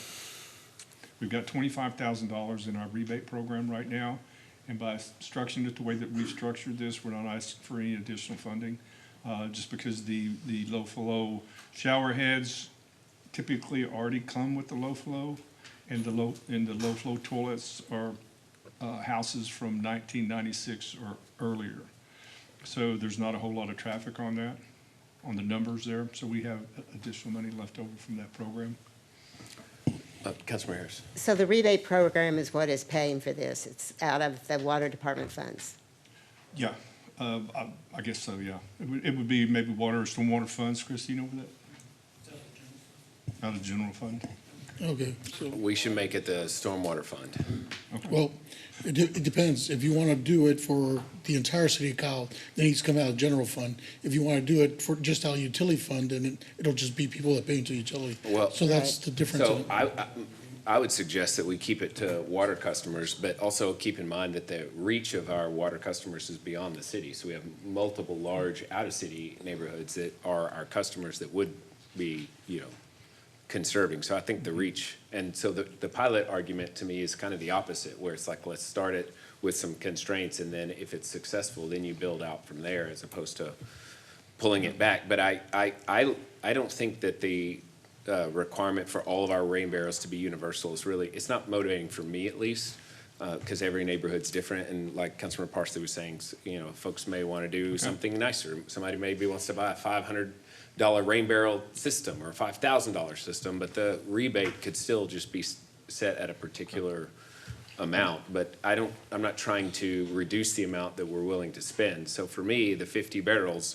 of option two, and the other thing is, if you buy the barrel for them and then they come and pick it up and then they have to go install it, the possibility of them coming and picking it up and then not actually installing it is higher than if they installed something that they bought and then came to us for a rebate. It just means that when we're putting the money into this program, we know that the rain barrel is actually installed. So my thought would be the combination of leaving it at option two, to put the onus on the resident or the water customer to go through and put the machine in, but allowing maybe for an increased amount so that we can set a similar budget of $10,000, which I think is a fine budget. So maybe instead of 100, making it 200, but still having it be the burden of the resident. But they get the extra freedom of getting to pick their own barrel out. That's just my suggestion. I don't. Okay. believe in it strongly. That makes sense to me. Okay, the only thing I've got to add to that is that if it's coming out of general fund, it should be for every Kyle resident, because every Kyle resident is a taxpayer. If it's coming out of utility fund, then it goes in with the utility fund. Well, I agree. I think it should Okay. come out of either the utility fund or more specifically the stormwater utility fund, which is the $5 fee that everyone pays every month for stormwater management. And this is a form of stormwater because it's taking stormwater and keeping it out of our channels and allowing for it to be reused. So that seems appropriate. Is there anything wrong with using the stormwater fund for this program? I'm not, we'll have to look at it. It's probably more of a legal question. Can we take existing funds currently in 1404, changing the resolution? I don't know why we wouldn't be able to do that, but just moving those, that maybe that's a question for Pervez. But why we couldn't move that 25,000 from stormwater to, or from general fund to stormwater? I think we're gonna have to look into available funding, but I understand as a concept, the stormwater funding doesn't seem like a stretch. Neither would the water funding, because it's the same idea. I mean, I would think our stormwater fund's got Yeah. the No, I fund think it's balance just- to do it. We may just have. Correct, Pervez? Yeah. So stormwater fairly fund, small it's a amount small in the amount. context of So, everything, and at least if to we're start. gonna limit it to 50 and, and even if we increase it to 200, we should reduce it from 25,000 to 10,000. I have a question other than that. So if it's a first come, first serve, how do we know that the location or the place where the rain barrel will be added is actually functional for us to say? Yeah, so they'll let us know, they'll take a picture of it, they'll let us know when it's installed, send us, and we'll go out, and they've got 30 days to install it. And then we'll send somebody from our stormwater team to go out, inspect it, make sure it's installed properly. So there will be an application process. There will be. Maybe they have to send pictures or some sort of Correct. draft of. But that would be with option one. It should be with option two, It's either too. option, so if you're Well, getting- option two, they've already purchased it, and they're just asking for a rebate. Yeah, but to make sure that they're actually spending it on a rain barrel and installing the rain barrel, because we just don't want to hand you $100 and say, Right. good luck with that rain barrel. So we'll have to follow up. Okay. See, but that's what I think option one is we're handing you a rain barrel and saying, good luck with that we paid for. So that's kind of why I'm leaning towards option two. So if they want to get the rebate, they have to prove to us that they actually bought the rain barrel and have installed it. For option two. For option two. But for option one, we're For just giving option- them the for rain barrel. Option one, they still have to, they'll come get their rain barrel, and they go install it. They have to prove to us that they've installed it, instead of it's just sitting, Okay, so. on the back Just porch putting or it's something putting a lot like of that. trust in the consumer. I like there. option two. Yeah. Yeah, I'll go with option two, too. But let's increase it to keep the 10,000. To I 200. think most rain barrels probably cost more than 100. Yeah. And my only input on that, again, goes back to the HOA scenario. The HOA. Yeah, because. Can veto it. Yeah, they could veto it, and here's Mr. Joe here that wants to go, hey, this is a great idea, I want to put it in, I hear about conservation. They put in the application, they get the barrel, or they get the app, and then they install it themselves, and then they get dinged by the HOA. And then they're gonna say, well, you're not allowed to have that. Well, according to the city, they said we can have that. I said, I know that, but you live in my neighborhood, and those are not our rules, okay? So they're having to have that battle with the HOA, then they just say, okay, well, this is not gonna work for me after all.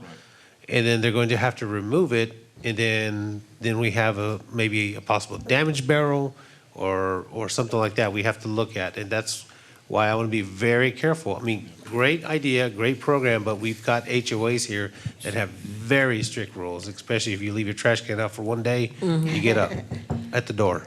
So Can I make a comment on that in real the quick? application process, let's just make sure they have approval of the HOA. That's what I was gonna Well, say. that's why option two, again, is their right. Because option one, They they don't have- have to. and they Because with option two, they have already purchased the barrel. Now, if normally, at least in Plum Creek, you have to have an approval for any project before you do it. So they should be showing up with approval letter from the So in the HOA. application process, you are required to make sure your HOA allows it. That's one of the homeowner's requirements, and we will Okay. put that in the upfront documents on our website on our application process. I like that. That's good. Mayor, do you mind if I ask Ms. Shields if she doesn't mind kind of maybe to emphasize a little bit about how the HOA rules, if we were to go with a program like that? Do you mind? Ms. Shields, do you mind, ma'am? Just so that way we can kind of have a little clarity, because I think that would be one of the biggest barriers to this pilot program is the HOAs. Yes, and Thank this you. is Tracy Shield, president of the Waterleaf Falls HOA. Yes, so first of all, the homeowner does need to go to the Architectural Review Committee, that's what we call it, I don't, other HOAs may not, and get approval. It's a 30-day process for us. Okay. They would have that approval, and then they could take that to the city, and the city could then, allow for them to go ahead and purchase it and then get the rebate. So do you think the HOA would also be, since this would be new for our city, would say, this is where we recommend you place the barrel with a Most type of... HOAs are gonna say it needs to be in the backyard. Okay. Yeah. Okay. Cool. Mhm. But like for Waterleaf Falls, we would be all for it, so. Sounds good.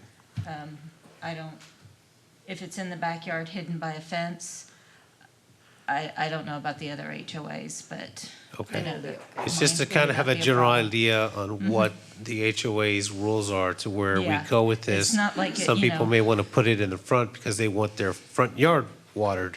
Right. And it may not fall in rules with that, so it may not be a I mean, if it's a a really benefit for them. decorative piece of, a That's where barrel or buying your own something would come really into play. nice and decorative, that may be a little bit different. If it's the blue barrel, With the it's big gonna old be in the logo on it? backyard. Yeah. Yeah.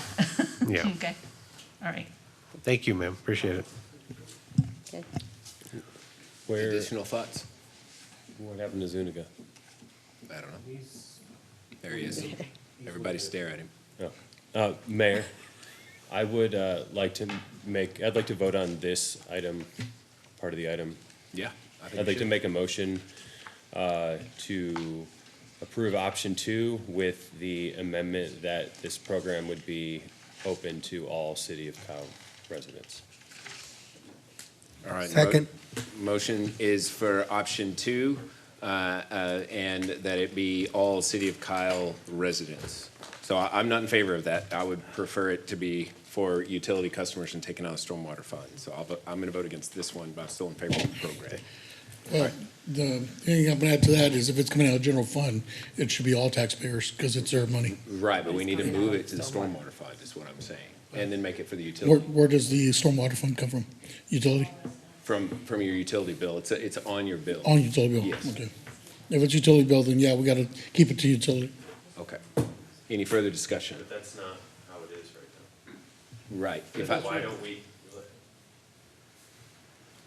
I don't understand why we would even. Where is So- it coming from? Let it ride. All right, so just, my motion was gonna be to increase it to 10,000, as opposed to the 5,000 for option number 2. And to direct staff to change the funding source from general fund to stormwater utility fund. So, anyway, any further discussion? Yeah, Mayor, I'm sorry, I should have said, I do agree with the caveat of the increasing the budget to 10,000. Well, that's Well, part what of in the your motion. Okay, I'd like to amend my motion Okay, to direct staff to pursue option number 2 while opening up the program to all City of Kyle residents and increasing the budget to $10,000. So it stays in general fund with that motion. General fund money, it comes out of general fund money is what we're saying. it's our choice. Yeah, not my preference. Don't we need to make an amendment of them? Yeah, so a motion is to amend. Is there a second on that motion? We're gonna, Second. all right, motion to amend is second. We're gonna have some interesting votes here, so, all right.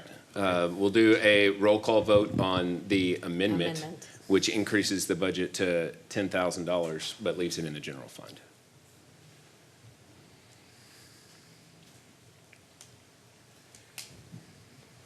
Rizzo, We're all over the place. What are we voting are. on? We're voting on an amendment right now to the original motion. Okay, aye. Mitchell, No. Zuniga, Aye. Heiser, Yep.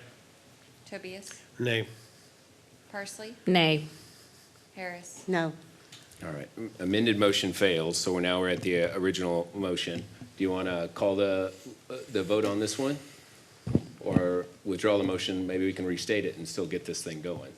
I think the majority of council would rather it come out of the utility fund. Yeah, that's Is the my main- only objection. and not Here's be- the thing, is I have, this is so silly. It's $10,000 that we're trying to do something to help people in our city conserve water, provide opportunity. Okay. I've voted for incentives for the dumbest gosh. things.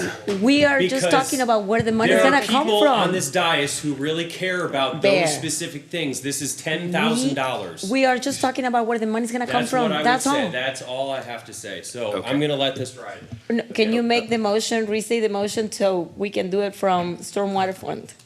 But that's only for a fewer users though, stormwater fund. It's actually not. So this is where we need to be It's- clear about what we're saying.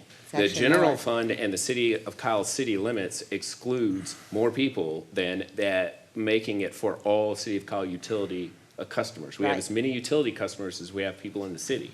So with your motion to put it out of the general fund, we're excluding Six Creeks, we're excluding Anthem, we're excluding Waterstone, all of those out-of-city developments, because you're saying it's general fund, which comes from property taxes, which is different than a rainwater program that's designed to match. So your notion of everyone's wanting to say no is incorrect. What we're trying to do is match the program to the funding source to the customers who are paying into the program. But explain to me how it's excluding them if they are Six City of Creeks Kyle residents. residents technically, but they don't pay taxes. I do understand that. But they do Okay, pay but utility that's- bill. So, right. But also there are a lot of residents on the east side who don't have City of Kyle water who do pay taxes. That is also correct. Okay, so let's just call it a wash. I'd rather match it up correctly to the program. Okay, so explain the mechanics of changing the source of the funding, and explain that to me, would you please? By taking it out of the stormwater fund, we are tying it to the utility bills, which is tied to our water customers, so all of our water customers can participate in it. So anyone who's a City of Kyle water customer can For clarity, participate. Mayor, because it's stormwater funds, it would be any stormwater customer, correct? So if there are customers that are wastewater and stormwater but not water, they would still be covered? Is that what you're looking for? Yeah, anyone on the utility bill, and that is a good point, because we have people who pay the stormwater fee, so it's even more. Anyone who's a City of Kyle utility customer that pays into the stormwater system would be able to participate, and that includes a lot of developments that if we're just saying it's for residents, which is to say general, people who contribute to the general fund, that's actually quite a limited number as well. So would that be Cool Springs, Post Oak, They're in no matter, Waterleaf? well, right. That's, They're on sewer. yeah, are they on our sewer? On the stormwater, so if your on utility bill stormwater? includes a stormwater fee, you would be included if we're using stormwater funds. Do y'all have stormwater in y'all's bill? Well, before we maybe take the vote, and I see just wanna where make this sure is we're not going, excluding should City we of Kyle get a customers. diagram of the areas of Kyle that would be affected and not be affected on that end, so we can have a general idea? Because you're right, we have so many different water districts everywhere. So you got the idea of this neighborhood over here it gets the wastewater and the utility, and this one doesn't. I think it would help to say who would be utilizing it. I understand where the mayor's coming from as far as, well, let's keep it within the people who actually pay for the water itself. And I hear Mr. Heiser saying, let's just let everybody have it, okay? We're trying to promote the environment, and we're trying to promote collecting water for, the flowers and the roses in the front yard. I get that whole segment. It's just, it's where would be the funding sources? And you're right, it's just a pilot program. It may not even work, or it might. So I guess it's just, again, it comes down to the money. Who's going to be eligible and who's not? If it's stormwater, I'm good with it. Okay, me too. Council's pleasure. We could certainly table it and come back with some information on that if that's what you'd like to do. I think the stormwater would cover a large piece of the city. I don't have the specifics on that at hand, but I mean, I think that's what you'll I find. understand fully where Heiser and Harris is coming from. The overall mission, the overall goal is to, recycle our water and conserve our water, because that's the biggest thing that we hear about everywhere. Even at TML, all these cities are having the same issues with water. I get the overall mission, but it comes down to where is this going to be paid for? Which fund? Is it general fund? Is it utilities? Let's try to narrow that down first, because if it does work out, we can then increase next year. And if we need to have let's say we do have 200 people that apply, and the next day you got an additional 300 said this is a great idea, then we're going to need to make a budget amendment for the budget this year, and at least we know where that money would need to come from, where we need to pull that from, and then we can maybe increase the program throughout the year. And let's continue to pray for rain. Well, I just see the desire that you keep using the word "our water." Yeah.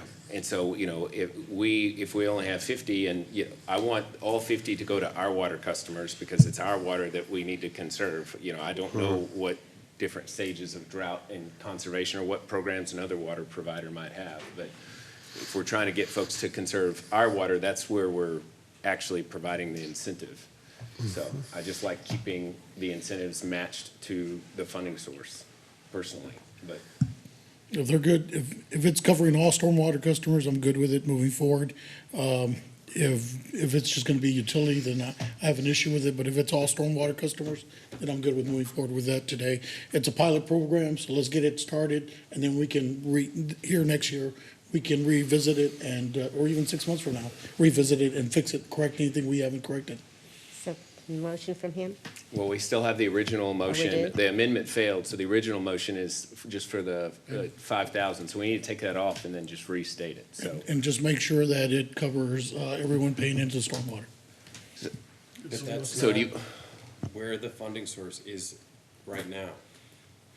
The funding source is the general fund, not the stormwater fund. And you're saying you see that as the right It's in place. conflict with what he's saying right now.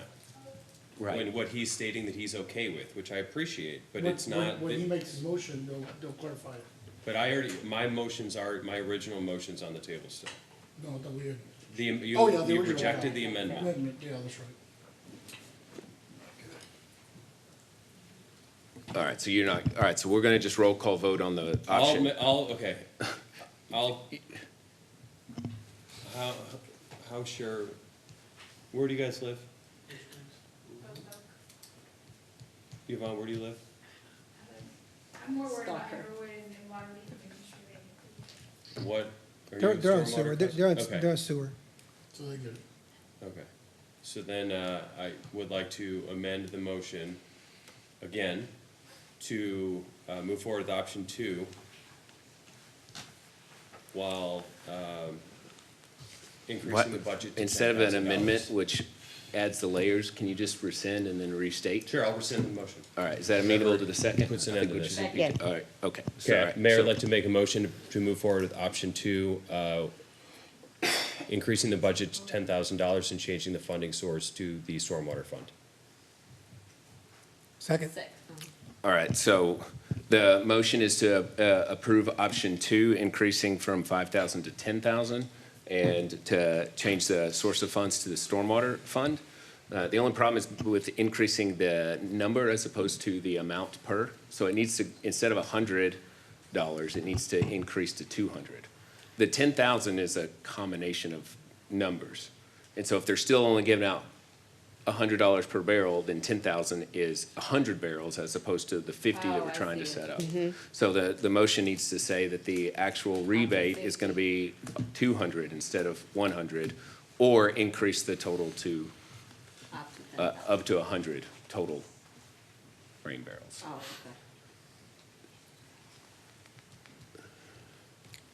Okay. We're gonna try this third time. I'd like to, any one of you, since we're in agreement now, could step in here for the sake of the audience. But I'll rescind that last motion, and I will try it a third time. So I would like to make a motion to move forward with option 2, increasing the budget to $200 per barrel, changing the funding source to the stormwater fund. Second. All right, motion by Councilmember Heiser, seconded by Councilmember Parsley, that we approve option 2. We're going to increase the budget from $100 per barrel to $200 per barrel. And we're going to change the source of funds from the general fund to the stormwater fund. Is there discussion on that motion? So based on your knowledge, this will apply to anyone who is a City of Kyle stormwater customer who pays into the stormwater system. And how are we going to let the residents know that this option is out there? I want to make sure everybody has an equal chance at applying for this. Mail out in the water bill? Okay, I'm good with that. We can find that information. I think your stormwater bill, we'll go through that. We'll have that. We'll develop a communications plan. Part of that will be an insert in the utility bills, and we'll also have a series of other social media posts, website, all those kinds of things. Appreciate it, Brian. Thank you. All right. Any further discussion on the motion? And this starts off small, and eventually if it grows, then yes, we make it even bigger. And we'll look at the budget then. All right. All those in favor say aye. Aye. All opposed? All right, motion carries 7-0. Next up is agenda item 20. What was that? That's the first part of the agenda item. The next part is. Xeriscaping. Xeriscaping. So, thank you, Mayor and Council. So, this is something that we took from City of San Antonio. We went in and researched how they do it, and we actually modified this to make it a little bit larger scale. So, a smaller scale version of xeriscaping that covers smaller areas in your lawn, less initial investment and lower costs. And it is a smaller commitment, but our proposal is to remove 500 square feet of grass and any sprinklers. No permanent irrigation is allowed in the new landscaped area and available for property owners. And I'm assuming we will do the same thing with stormwater on this, if we're going to change that. So the process is you submit an application prior to installation for approval. The rebate of $250 for the first 500 square feet of your renovation program. The applicant must remove sod, irrigation in the landscaped area, and must provide a picture of the irrigation system that has been removed. I'm sorry, I'm not keeping up. These need to be drought tolerant, native plants. So we've got city water customers on this, like we did the other one, but we can amend that if the council so chooses. Account in good standing with the city and limited to first 50 property owners that apply. Native Plant Society and the Lady Bird Johnson Wildflower Center websites or local nurseries can provide information on native species of drought or tolerant plants. And then we'll also have this on our website. The fiscal impact is roughly $12,500, $250 for the first 50 applicants. So you can see some of the ideas that are out there as far as this goes. Obviously, the $500 is not going to do it, but do something like this. But it will go a long way if you're doing a small project. So option one is to approve the Water Saver Landscape Pilot Program as presented. Option one. Option two is to make any changes that council would like to see us adjust this to. Thoughts? Councilmember Tobias. Okay, so this only applies to new residentials? No. Okay, so. If you want to do a landscape project in your front yard. So I have to do a landscape project because right now I just let my grass die in my front yard and it's gone, it's dead. And I got weeds, so does that consider native plants? I mean, I'm being serious. My grass is, I have not watered it, obviously, because we're in 3. It does, but it doesn't qualify you for the 250. It doesn't qualify me for the 250. Right. Because again, there's gonna be people that are gonna ask the same question. Yeah. Is like, I just let my grass die, okay, and I've got native weeds, that's what it is, the burrow grass. So they're gonna come back and say, can I be able to get, so is it $250 per year or per month that we would give out Per to these project. residents? Yeah. So who would come and inspect that? So you would have to have a city We'll have our inspector to stormwater come team. out to see, We'll come you out and got inspect the it, weed, you right. got the grass, you got the rock, Yes. you got everything else, and then you qualify for the $250? I mean, I'm just trying to say, is that how the program will work? Well, since this is Yeah. a new program, we can say, yes, that's how Okay. it's going to work. Okay. So let me just kind of. Up to 500 square feet, no grass, just rock You're or required to take feeder? your grass out. Okay. In the xeriscape area, and you have to replace that. You also, if you have an irrigation system in that 500 square feet, you have to plug it off or remove it. So that Okay. you can't actually water it. I mean, that's the whole idea, right? Yeah. And then you've got a list of drought-tolerant plants that any one of these societies or agencies or nurseries can provide you with what is local drought-tolerant. Okay, so you would actually have to go and buy the plants and buy the rock and buy everything else to get your yard up to 500 square feet in order to qualify for the $250. Right. It's meant to be a one-time rebate of a portion of the project cost, which, as Mike said, some of these projects can get very expensive depending on the size of them. So it's a small amount, but it's something to hopefully encourage that type of landscaping to be installed and hopefully to offset a portion of the cost. That's the intent. These can be modified in any way that the council wants to modify it, but this is hopefully a good starting point. And then as we go forward as a pilot program, we'll see what kind of interest that we have and what we need to change about it. That's been the intent. Okay, as long as it's all listed out to where it's like you got to have a special project in your front yard or your backyard. You're going to have a city inspector that's a professional that's going to come out and look at it and see you got the proper weed, the proper grass, the proper tree or whatever it is. And they're going to measure it, everything else, and then they're going to see if that's the proper rock and so forth. And if they get approved, then they would get a rebate, taxpayer rebate of $250 that goes back to You'll them. qualify for the rebate, and then, like we said in the earlier one, finance department will mail you a check once we've approved everything. Okay. For $250. Okay. If you qualify for the whole amount. Additional thoughts? Councilmember Zuniga. How would the council feel about using the stormwater fund for this too? Same conversation we just had. Well, so based on what I heard earlier, we've got $25,000 budgeted right now in the general fund for all of this stuff. We need to think about that. But, so the 25,000, we would take what we need for the low flow shower heads, low flow toilets, leave that section in there, and then we will, not really transfer it over, but we'll create the $25,000 account, which includes this program.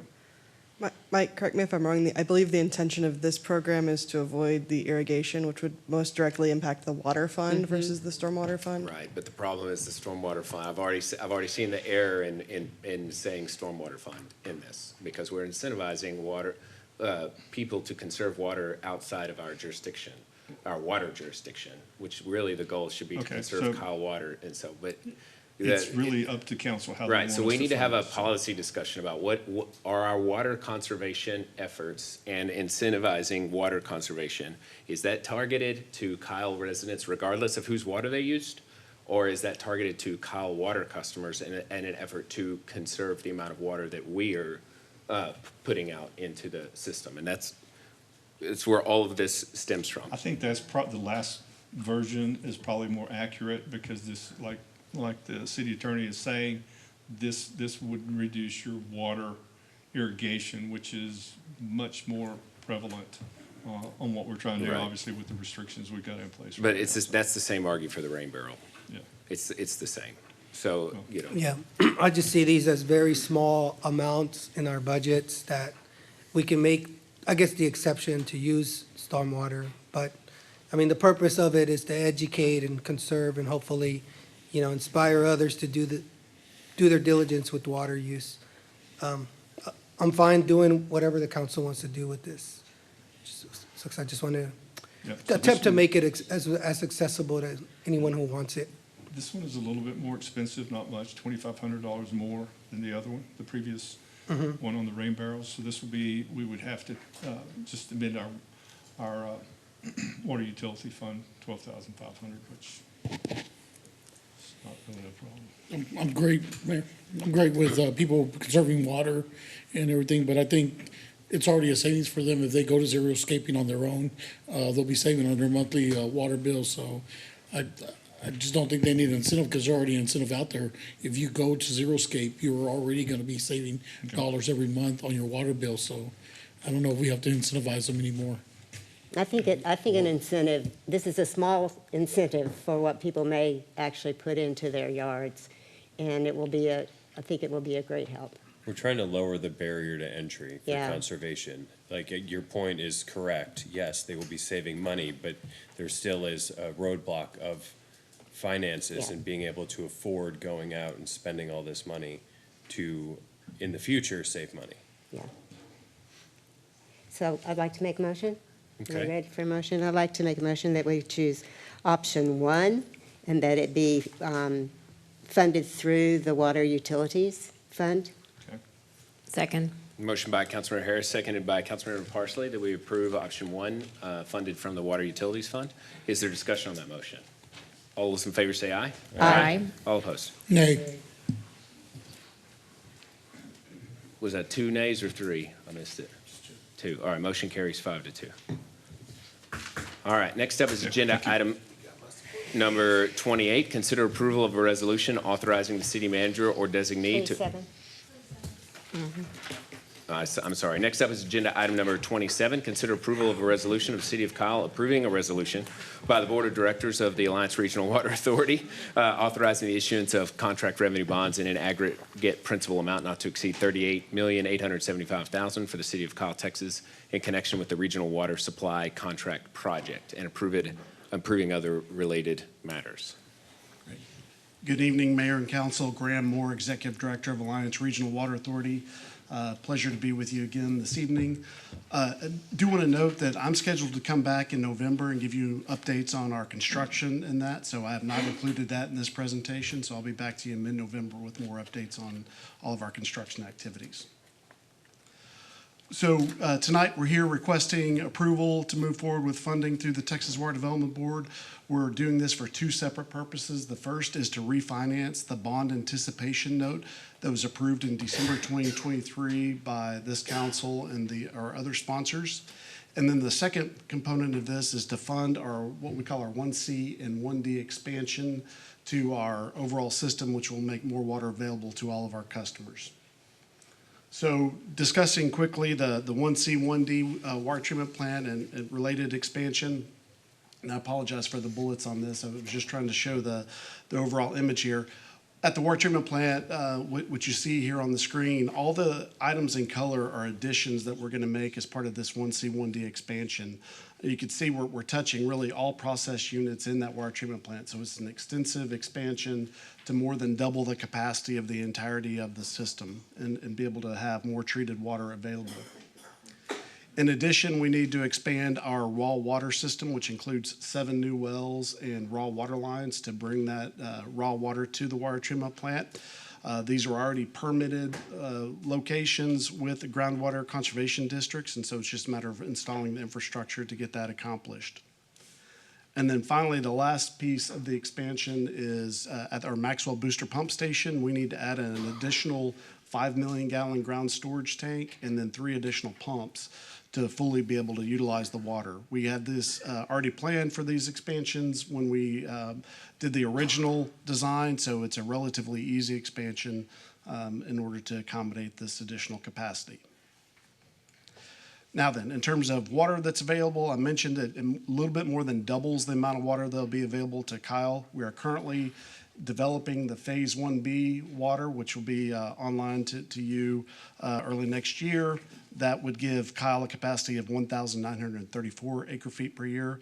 At the end of this expansion, what we call the 1D, Kyle would have 4,226 acre feet per year. So it's almost a 220% increase over what we have available at the end of 1B. So it's a significant jump. Initially, we had planned on doing this in kind of two sub-phases, but based on the growth in the area, a lot of it driven by this community, but even the others around, we chose to do it together as one expansion. It's more efficient to do it that way, and the water's needed. So we need to meet the demands that your community is generating. Just overall schedule on this expansion, the water treatment plant design is underway. Our board has already approved those agreements and is moving forward with that. We'll reimburse our expenditures once we issue this funding. We anticipate bidding the water treatment plant expansion, which is on the critical path, early in 2025, getting the notice to proceed by spring of 25, and then about 2 years for construction, and so have that water available by summer of 2027 for your community, the expanded water. It does not require any additional treated water pipelines. All of that is being installed now, so we don't have to build any of those additional pipelines for this additional water. That was already planned in as part of that. To the funding itself, I mentioned there's two components of it. The first is the BAN, the bond anticipation note that was, again, approved by council last December. The total principal amount of that BAN was $46 million. Kyle's share was just a little under $13 million. We projected interest of about $2 million on that. Again, Kyle's share of that is about $563,000. So that's the first component. And then the second component is the actual expansion itself, which is an additional principal of $90 million. Kyle's share of that is $25.353 million. So the total funding we're seeking through the Water Development Board is $138 million, and Kyle's share is $38,875,000. We are utilizing the State Water Implementation Fund of Texas through the Texas Water Development Board, like we've done a number of times. And I've listed the rates here of the most recent issuances. They've ranged from 2.03% in 2020 when rates were extremely low to in 2022, it was closer to 4% rate. I will note that in between 2020 and 2022, the Water Development Board reduced the subsidies that were allocated and available from 20% to 14% on a 30-year note. So the way this Water Development Board funding works is we borrow at the state's credit. They accumulate all these projects from around the state, go to issue the debt in New York at the state's credit. And then if you're doing a 30-year note, they offer a 14% subsidy below the interest rate that they lock in at. If you do a 20-year note, you get a slightly better interest rate. So we're getting to take advantage of the state's credit, which is obviously very high, and then getting a subsidy below that. So it ends up being very affordable financing as compared to doing it on an open market ourselves. Now, in terms of what that means financially to the city, I've given several different items here. The first is what we budgeted, 3.99% interest rate when we adopted our budget earlier this summer. I believe that's what's reflected in the current City of Kyle budget. And so we had a 2025 would be an interest-only payment of about $1.1 million, and then the remaining 29 years, there's somewhere between 2.278 and 2.282 million per year in principal and interest, for a total principal and interest payment of $67.2 million.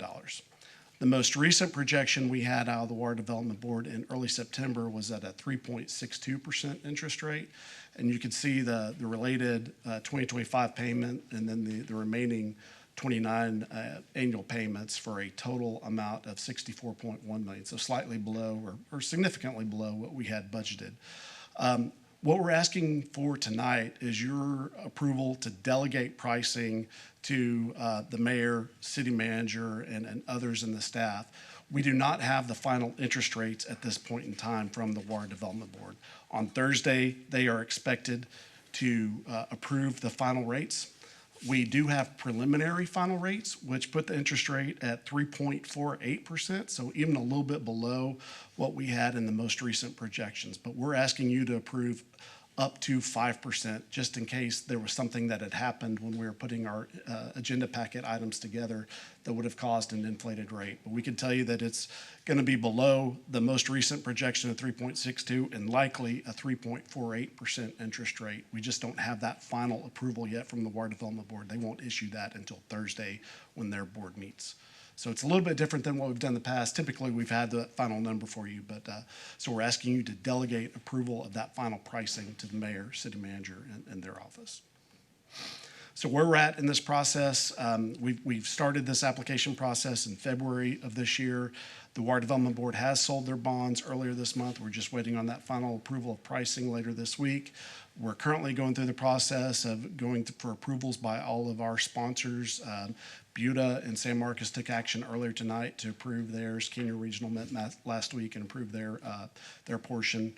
Our board will meet at the end of the month on October 30th and be the last group to take action. And then we intend to close on the loans by December 2nd. And as I noted, we would have a interest-only payment due in August of 2025, which has already been built in to the budgets. And so tonight, the requested action is to adopt a resolution authorizing ARWA to issue the SWIFT funds. And then the second part of that is to delegate pricing authority to the mayor, city manager, assistant city manager to act as Kyle's authorized representative to execute all documents so long as the final interest rate is equal to or below 5.0%.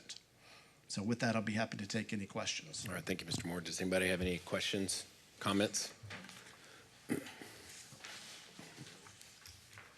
All right, motion to approve? All right, motion by the mayor, seconded by Councilmember Heiser that we approve agenda item 27. Is there discussion on the motion? Yeah, so I understand, if we're thinking we're gonna be at a lower rate, why do we need the 5-0? I mean, it just feels like, once we vote on this, the number could balloon on us, because these entities know that they've got that flexibility. So the Water Development Board has already sold the bonds in New York. So the interest rate that they borrowed at is set. But their board has to take action to approve the rates that we will lock in at. So they will not adjust that rate or increase it just because they can. They're going to subscribe those and put that interest rate exactly matching what they were able to issue at. The problem is, when we were putting these documents together, they had not issued those bonds yet, so we didn't know exactly what that interest rate was going to lock in at. And so we were giving ourselves some flexibility, and that's why we listed 5%. It's probably too conservative. We probably could have listed 4%, 3.5%, and still had plenty of room, but we're trying to be very cautious in case something happened in the market. So again, I can assure you, based on the preliminary final numbers that we got, we're going to be below even the 3.62% that we have listed there. The alternative would have been if we needed to wait for the final numbers. We had been working with our various sponsors, and we were going to require a special council meeting in order to get the approval after we had the final dates or the final rates locked in order to meet the schedules that we had for closing. So through this delegation process, which doesn't change the interest rate in any way, shape, or form, it just allows us to not require a special meeting of your council and other councils in order to get to the approvals that we need. Did I answer your question? Yeah, I'm still not real comfortable with it. I had a quick question, too. Yes, sir. Councilmember Zuniga. Yeah, thank you for the presentation, Graham. I do have a quick question. This amount of money gets Kyle's portion to complete the delivery and the construction of the ARWA? This gets through our commitment on phase 1 water. That's correct. And it brings the total amount of water available then to the city of Kyle to the number I listed there on the slide, 4,226 acre feet per year. We have plans on additional phases to bring more water to the area as well. So what if, like, one of the other partner cities does not, or maybe falls behind or does not build up what they need? Will that make us have to come back to spend more, or are we separated from, like, their infrastructure cost and development that needs to come online? Through the water supply contract that the city, all of the sponsors have entered into with Alliance Regional Water Authority, it's the same agreement. We have done the best that we can to separate each entity out so you're not impacted by others if they fail to perform and meet their obligations. Now, if one of them were to underperform and not be able to meet their payments, for instance, then they would not be able to receive that water. And at that point in time, I think we would have a situation, which I would never expect this to be the case. Everybody's made their payments. There's never been any issue with this.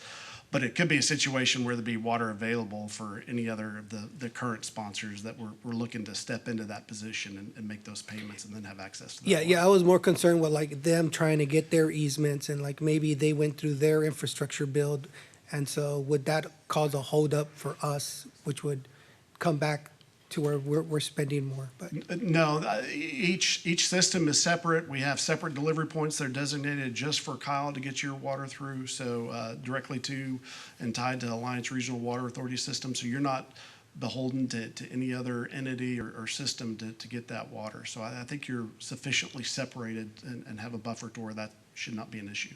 okay. Thank you for the presentation, Graham. My pleasure. Brian, if we approve this, I want to make sure we get an email from you if the rate goes up higher than what's been listed. Then the three, was it three? 3, 4. Or 8? Yeah. Yeah, we'll be glad to send you just the final pricing. I think we can just send you the final pricing of exactly what it is. All right. Well, I personally don't see any reason why we shouldn't lower that amount, because it's so much higher, and, you know, you've already had them priced, so you're in good shape, and you're not, I mean, it's too much of a wiggle room. If something happened and it went up to 5%, we would want a special meeting to understand that, because that's a massive difference in pricing and overall structure, so. I will say, our bond counsel, we had the same discussion at Buda a little bit earlier, the same concern. If at all possible, we would like to leave it at 5% just because that's what the other sponsors have approved. But if you have that much heartburn about it, we have the ability tonight to set that at a different interest rate, whatever the council chooses, and lock it in. It just, we feel like it makes it a little bit more consistent. All the others have already approved at a maximum 5%, even recognizing that we will not have to pay that higher rate. So our preference would be to keep it at 5%. If you feel strongly enough that you're uncomfortable with that and you want to lower that, then we can make that change. And I recommend. You budgeted at 3.99, right? That's correct. Well, why don't we just set it to your budget? That'd be fine. Again, we're going to be lower than that number. I don't have any concern whatsoever with that. That's already been priced. It's just a matter of trying to get the paperwork more or less to match. But again, if you've got significant heartburn about that, we can. Our bond counsel, who's Clayton Chandler with McCall, Parkhurst, and Horton, is here as Alliance Regional's bond counsel, has said we can lower that percent if you would like to tonight. If that So gives there'd you be more no comfort. problem with floating the bond? No, we do not believe it would cause any problems with the approvals that we need. I'd like to make a motion to amend the motion and change the maximum final interest rate equal to or below 3.99%. A second. Motion by Mayor, second by Councilmember Harris. Is there discussion on the motion? All those in favor say aye. Aye. All opposed? All right, motion carries 7-0. Now the original motion is on the table. Any discussion on that motion? All those in favor say aye. Aye. All opposed? All right, motion carries 7-0. Thank you, Great. Graham. Thank you Appreciate it very very much. much. All right, next up is agenda item 28. Consider approval of a resolution authorizing the city manager or designee to accept easements for needed access for the Marketplace Road project and to execute all documents necessary for the conveyance of such easements and access agreements in final form approved by the city secretary. Ms. Schmeitz. Good evening, Mayor and Council. Amber Smites, Assistant City Manager for the record. Tonight we are coming to ask for authority for the city manager to execute acceptance of easements that we need for Marketplace Avenue. Here's a history of the road bond projects. We broke ground on Marketplace today. And so we have outstanding easements that we need to achieve, and particularly, if you notice the blue line, it's for the Vibe Trail Access Road. We are working with the owner of the property, St. David's, to soften the 90-degree angles there. The one plan north is the one that they're working with us on. We're working that out. We do not have another meeting scheduled until November 19th. Typically, we do bring all of the acceptance of the easements to the city council for final approval. But since we don't have that first meeting in November, and this getting the easement is critical to starting construction, they want to start with the Vibe Trail first. We would like the authority for Brian to execute the acceptance earlier. All right, thank you, Ms. Schmeitz. Does anybody have any questions on this item? Comments? Motions? Second. All right, motion by Councilmember Tobias, seconded by Councilmember Parsley that we approve agenda item 28. Is there discussion on that motion? All those in favor say aye. Aye. All opposed? All right, motion carries 7-0. Thank you, Amber. All right, next up, agenda item 29, receive a report, hold discussion, provide staff direction regarding an overview of the Emergency Management Division and related programming objectives. Good evening, Mayor and Council. I'm Jeff Barnett, Chief of Police for the Kyle Police Department. I'm very happy tonight to introduce to you for his first public presentation, Mr. James Johnson. Jimmy Johnson is going to present to you several key important topics that Council has asked for, either in terms of projects or updates. He's an outstanding emergency management coordinator. He's doing tremendous work for us at the police department and for the city, and I think you'll find his presentation very worthy for the updates you're seeking. So, Mr. Johnson. Well, thank you, Chief. Mayor and distinguished council, it's really a pleasure to be here tonight. I feel fortunate to be at the right place at the right time with the right people. Chief Barnett and the staff at the police department have welcomed me with open arms, and certainly I think it really gives us some leverage to move crisis management forward for the city of Kyle. In brief, the emergency management coordinator is responsible for developing emergency management plans, implementing organizational readiness, providing appropriate training, building and establish relationships, as well as utilizing the tools that we have at our disposal as a foundational support to the city's crisis management plan. A lot said real quickly. A whole lot of sand in one bag, and it seems the rest in the Division of Emergency Management shoulders to execute. Tonight, presentation is really threefold, as the chief indicated. I want to give you a really quick 10,000-foot view of what the plan is and the progress that we've made to date. I'm at about day 120 with the city, and what our prospective plans are moving forward, as well as two opportunities at the request of council, one related to community lockbox program and the other targeting parameters associated with cooling and warming centers for inclement weather. You know, we have some very lofty goals here in the city of Kyle, and as a forward-leaning organization, I'm really trying to push an agenda that really sets us apart from our peer institutions that service this area with similar emergency management and crisis teams. It's my goal, in collaboration with stakeholders, to develop and deliver an unrivaled emergency management program, and I don't take that respectfully lightly. I came here with a purpose, and certainly part of that is to deliver what this city needs as we move forward. Crisis management is key to our survival in times of emergencies that occur within our city or within our region, and certainly the availability of subject matter experts and the roles that we play as emergency managers is vital for that. You know, effective programs really have a few key points. I'm not going to read down the list, but one of the things that I think is most important out of this list is that everything that we do moving forward is going to be risk-driven. We're going to identify hazards, we're going to audit those, and we're going to come up with processes that keep us ahead of the power curve when it comes to us managing crises that affect the city. Our program needs to be flexible. It needs to be able to pivot on a moment's notice as things occur in our community, as well as to provide a professional outlook as we move forward with building this organization and the resilience of the city of Kyle. This is really done through 4 phases of emergency management. That is the process criteria that we will take moving forward with this programming. As you see on this slide, mitigation, preparedness, response, and recovery are our 4 general areas that we utilize. My goal is to have all aspects of city government, city departments working in these 4 areas so that we take this process and move it forward. As with the police department, response is the main criteria the police department does. But if we can prepare and mitigate for things and reduce crime and risk in our community, we solve one of many problems on this continuum. So the goal is we'll develop a program that takes all 4 of these pieces to pie and presents a cohesive factor moving forward. Part of this process is going to be based around EMAP. EMAP is the Emergency Management Accreditation Program. It is the industry standard for emergency management programs across the United States. Peer institutions value this as the shining star, the gold stamp of approval for organizations.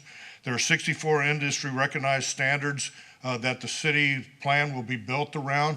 As I develop our new plan and move forward, I will align our plan with EMAP so that in the future, the city can make a responsible decision to move forward with accreditation, much like we are doing with accreditation with policies and procedures currently with Kyle Police Department. Accredited programs are the gold standard in emergency management.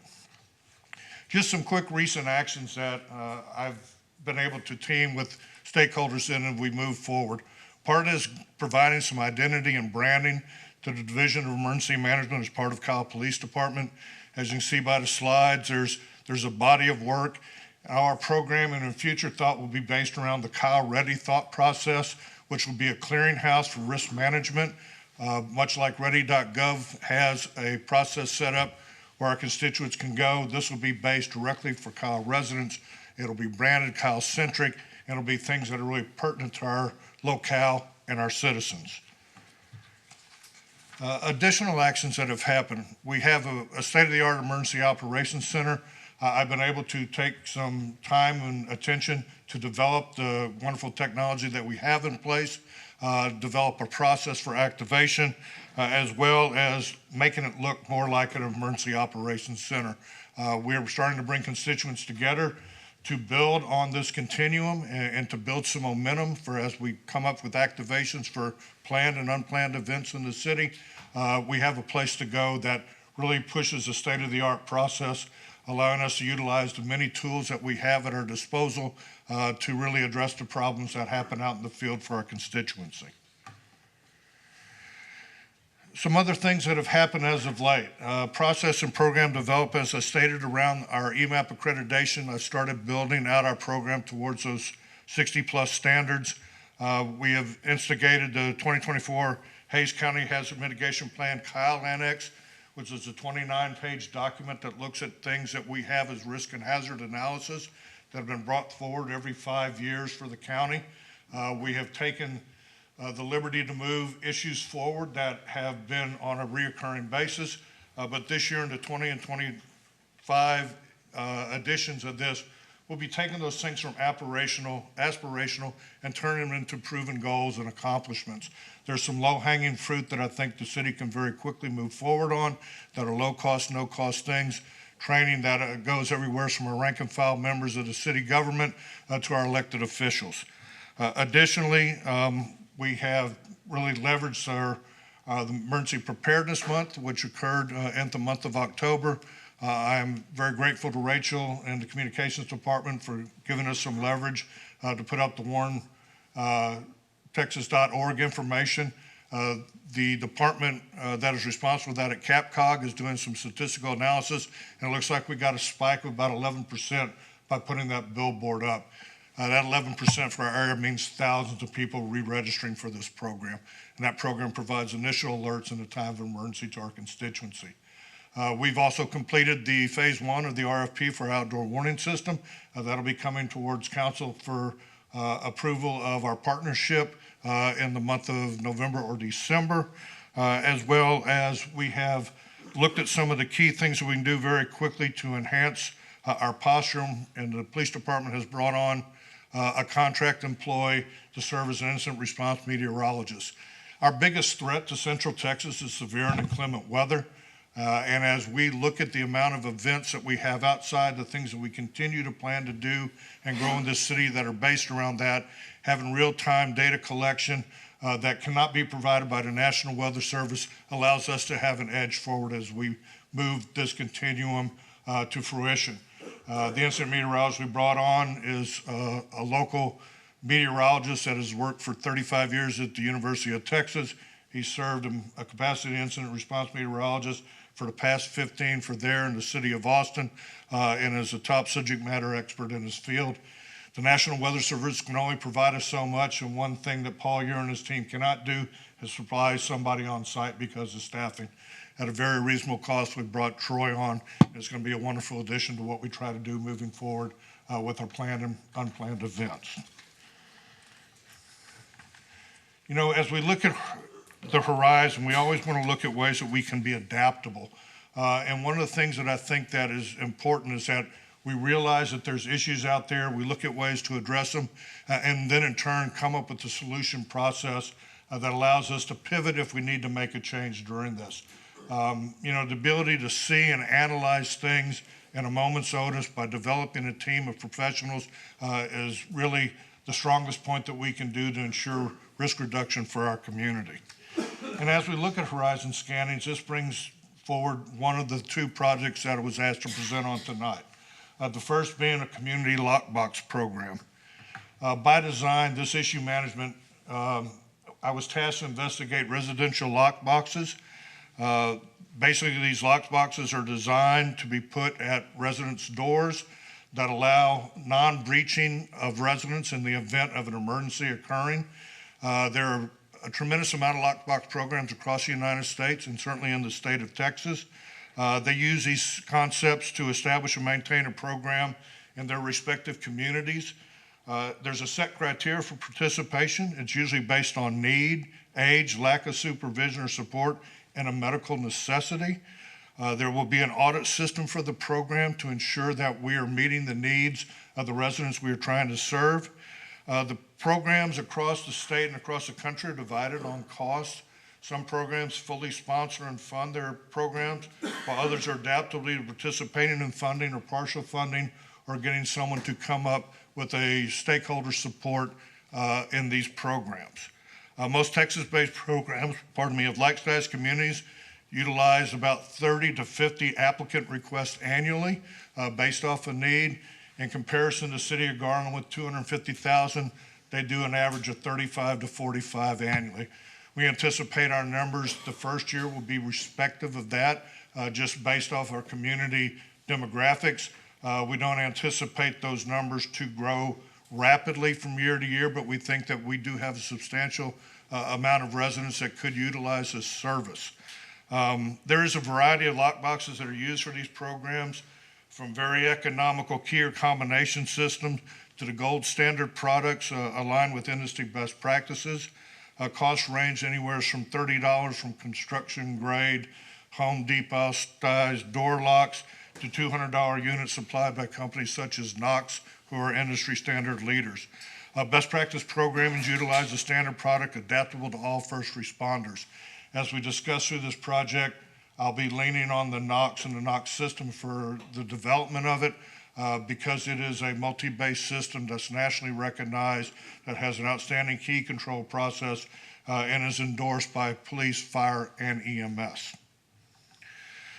This program design will basically put a program incorporating the public safety accessible boxes on or near front entrances of doors of Kyle residents with the intent to expedite access in the event that senior adults are in their home during a medical or other type of emergency, while eliminating the likelihood of property damage by breaching a door. The key supplied by the resident is locked inside the box. In the event of an emergency, first responders will have the ability to quickly retrieve the key by using either a confidential code on less expensive systems or proprietary keyway facilitating entry. Eligibility, who can use these programs? Our peer programs across the country are open to residents. For us, it'll be open to Kyle residents who live within the city limits of a community, who either live alone or must be left alone on a regular basis and are age 65 and above or under 65, and the caveat here is with a major medical issue that could render them incapacitated or unconscious in the event of an emergency. The program details, quite quickly, eligible participants will complete a program application. The Kyle Department and stakeholder partners will look at this information and put it through a process for submittal. Once completed applications are reviewed, they will be approved into the program, and a program coordination team will contact the participant at their home and review the program guidelines. The guidelines will be used from peer institutions. It's basically a quick laundry list, checklist of things that we need to do in audit. The participants will provide us a key. We'll put it in the box. The lockbox will only be accessed during times of emergency calls and when responders can't make entry without using force. No other time would a lockbox be used or entry be made without prior authorization. The key to this program is there's no cost to participate in the program for residents other than the initial cost of the residential supplied key. A participant can withdraw from this program. We will audit it. We will remove keys and retrieve the box. This program is based on the city owning the boxes and lending them out to residents, and we will do an audit annually to ensure there's still a need and a use, and when we find there's not, we will retrieve those boxes for redistribution at a future date. As you can see, here's an example of 4. The highlighted in the green is the recommended process. The NOx system certainly is nice enough to send a sample, so I wanted a little show and tell tonight. So this is basically a wall mount, and this is a door hanger that you'd like Mayor and Council to pass it around. As you can tell, they are ballistic. If you've seen similar products before on commercial buildings, the NOx block system is recognized nationally as the industry standard. I strongly recommend that if this program is approved, we utilize a NOx or a like system just because of their credibility across the country and the security platform that it provides. I think we, as a recommendation coming from my division, would be to initiate a program as described in the aforementioned slides. We brand and market this program so that our constituencies know about it. We tag them, we put out a process where people understand what it is, we do blurbs about it, we get activity, and we bring other groups in to help us move that forward. I recommend that we utilize the NOx products or a like product. Depending on the specific box we get, they're roughly $200 to $300. They've agreed at a bulk price. We'll get them right around $190 a piece. Estimate the first year startup cost of $6,000 to $10,000 depending on utilization of the program. We either fund it internally or through partnerships or future partnerships. Our friends at Hays County ESD 5 will be utilized for populating the boxes. They already have an infrastructure in place with NOx because they use it on commercial buildings. So the infrastructure is built into every one of their apparatus. The key control system has an audit trail on it, and in turn, this way we don't have to supply it into police cars. When a welfare check call is initiated, police, fire, and medical go, so they'll all be there. We utilize the system that's in place for key retrieval. NOx is serious about signature authority in these keys. I served as the signature authority for the city of North Las Vegas, and after I retired, they sent me a letter and said, we either need a death certificate or you to sign this, NOx won't give us any more keys. And I hadn't worked for them for 9 months at the time. So their process of audit trail is really spectacular when you look at an industry that is utilized nationwide. We'll basically develop and expand the data to be included into the STEER program, which is the State of Texas Emergency Assistance Registry. This registry provides local emergency planners with additional information of the needs of their community. This is part of our state risk plan. These are things that the state has been nudging an organization like the City of Kyle to do that we haven't met these criteria yet. It allows us to identify folks in advance of problems occurring and getting them registered. Is there any questions that I can answer in reference to the program as described? No, I think you've made a great presentation. I love the lockbox program. This looks like a great box. I'm really excited about it. The program seems amazing. So, yeah. Have you seen that one yet? Well, they're almost the same. That one's a flat mount. That's so- a hanger. So I that one hangs recommend on the hangers door, and 'cause this one it's easy to screws onto the accept. wall. Yeah. Yeah, but they're the same box. Yeah, it's a difference. The only difference is the application. But yeah, they're great. But no, I just want to say this is great. Mike, I just want to say thank you for everything that you're implementing. When we first, when the original council of years back, when we built the public safety center, this is what we were hoping on when we added the emergency management component to it, was to make sure that we could have all these services provided. And the list that you're providing today is really amazing. Implementation, and you're a staff of one, right? Yes, sir, I am. I just figured that out. I'm like, and you've got all this going on. Look, honestly, really excited about everything you're presenting today, especially because, you know, several of us that have been here a little while have gone through some emergency management situations when, you know, we were going through the pandemic, when we were going through the ice storm, the snowpocalypse as we call it. I mean, we were all running around. We did an okay job as a city, but, you know, we weren't centralized and we didn't know how to, you know, all pull our resources together and work together as a unit. So really excited about where you're taking us in emergency management. This is something I've been waiting for a long time. So I just want to say thank you. Appreciate it. You know, one of the things that I will add on to that is that while certainly an office of one, I've been very fortunate to work in this field for about 40 years. I don't look that old, but I am. With that being said, I realize that there's some opportunities here, and the goals that we set are, I don't believe are aspirational. I think they're executable because we have the support of the city manager's office, certainly our elected officials have moved there. And part of the process is to shepherd you as we move further in this process so that you have the tools that you need to provide vision and oversight as the Emergency Operations Center and our field administrators get out there and take care of business. And that's the goal. That's my goal. And I don't want to cut it short, but certainly that's where I'm trying to push us to. Well, Jimmy, for us as a council, the number one responsibility of a council member is public safety. And this is one huge aspect of public safety, preparing for emergencies. I mean, we can't predict the weather. We can't predict what emergencies come out there. But being prepared for anything that comes up is really, really important. So I just want to thank you for all the work that you put in. I've been looking forward to this for a long time. I'm just going to say that. So thank you where you're taking us to. Well, and certainly give kudos where also deserved. Officer James Plant did some initial background on work on this with our other constituencies, and he certainly needs an accolade tonight too. He helped put this program together and will certainly be one of the responsible parties if the city decides to initiate this moving forward. The second and last part of this presentation as we look at projects is about cooling and warming centers. One of the first edicts that came to my office from the chief and certainly the city manager was look at the ways that we can draft policy and guidelines related to establishment of cooling and or warming centers in the city of Kyle that can be adopted and executed in times of need.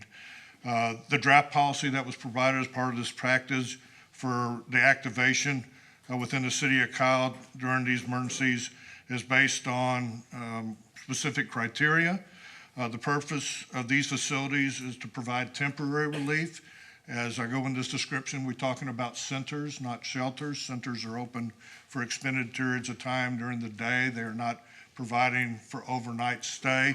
That's out of the scope of this presentation. We have partners in the area that do handle those types of things. But right now, as we look at the need, certainly trying to put a winter weather plan in place as we're coming into this time of the year to provide you guys with some options as we move forward if this is an avenue the elected officials would like to take.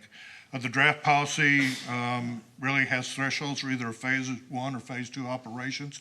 Our phase 1 operations really is the familiarization, knowing something's going to happen. The phase 2 is actually doing something about it, activating these processes. As we look at these, we have identified a specific city facility to utilize for centers, and that would be Kyle Public Library. Leslie Scott, the library director, and I have met. She's very adaptable to this. She did it at a prior location and certainly understands that she has a location that supplies a need and certainly is willing to partner as we move forward this function if appropriate. All our gold standard peer programs in the areas utilize a multi-step threshold for activation criteria. I'll get into that a little bit more as we go through that, but what that means is that it needs to be more than one or two things that happen for us to initiate this moving forward. The phase 2 encompasses the actual opening of a center, and certainly most of these are based off of National Weather Service warnings and defined elements. And some of those elements include temperature, heat index, or wind chill as well as anticipated or actual power outages, brownouts, rolling brownouts, or any other major impact to city services. As we look at warming centers, as we're getting this and utilizing this as the first aspect, the National Weather Service is going to issue a storm warning for the city of Kyle or Hays County area. These warnings would include a general warning, or as you can see, everything from ice and snow, freezing rain to blizzard and wind chill. And then there needs to be an additional defining element, such as temperatures sustained at or below 32 degrees Fahrenheit and or wind chill indexes reducing the air temperature by at least -10 degrees, combined with some other type of hazard or emergency, as we indicated, the power outages or brownouts or severe or major impact to services. The increase of the risk of winter weather illnesses in the city or Hays County would be amplified by one of these third trigger points happening. For the cooling centers, the activation threshold would be for extreme heat events. It would start off with the National Weather Service issuing a excessive heat warning, and then similar defined elements that really trigger us opening a cooling center. Temperature sustained at or above 100 degrees Fahrenheit, or a heat index increasing the ambient air temperature by 10 degrees, combined with other hazards such as the lack of power or electricity or someplace for people to get respite. There are several options. One of the options quick to think question, about hang is on. authorization and adoption of this policy for weather-related emergencies with specific thresholds for activation defined by council, or withhold authorization and look at a better way to move this forward to something that's palatable for council to adopt. Certainly, as the emergency management coordinator, I recommend adopting a policy that is based around specific thresholds for activation that are defined by council, utilizing a multi-factor threshold for activation based off of the National Weather Service warnings, and other defined elements to include the combination of the temperatures, heat index, or wind chill factor, and the impact of a major utility upon our area. Any questions or comments that I can?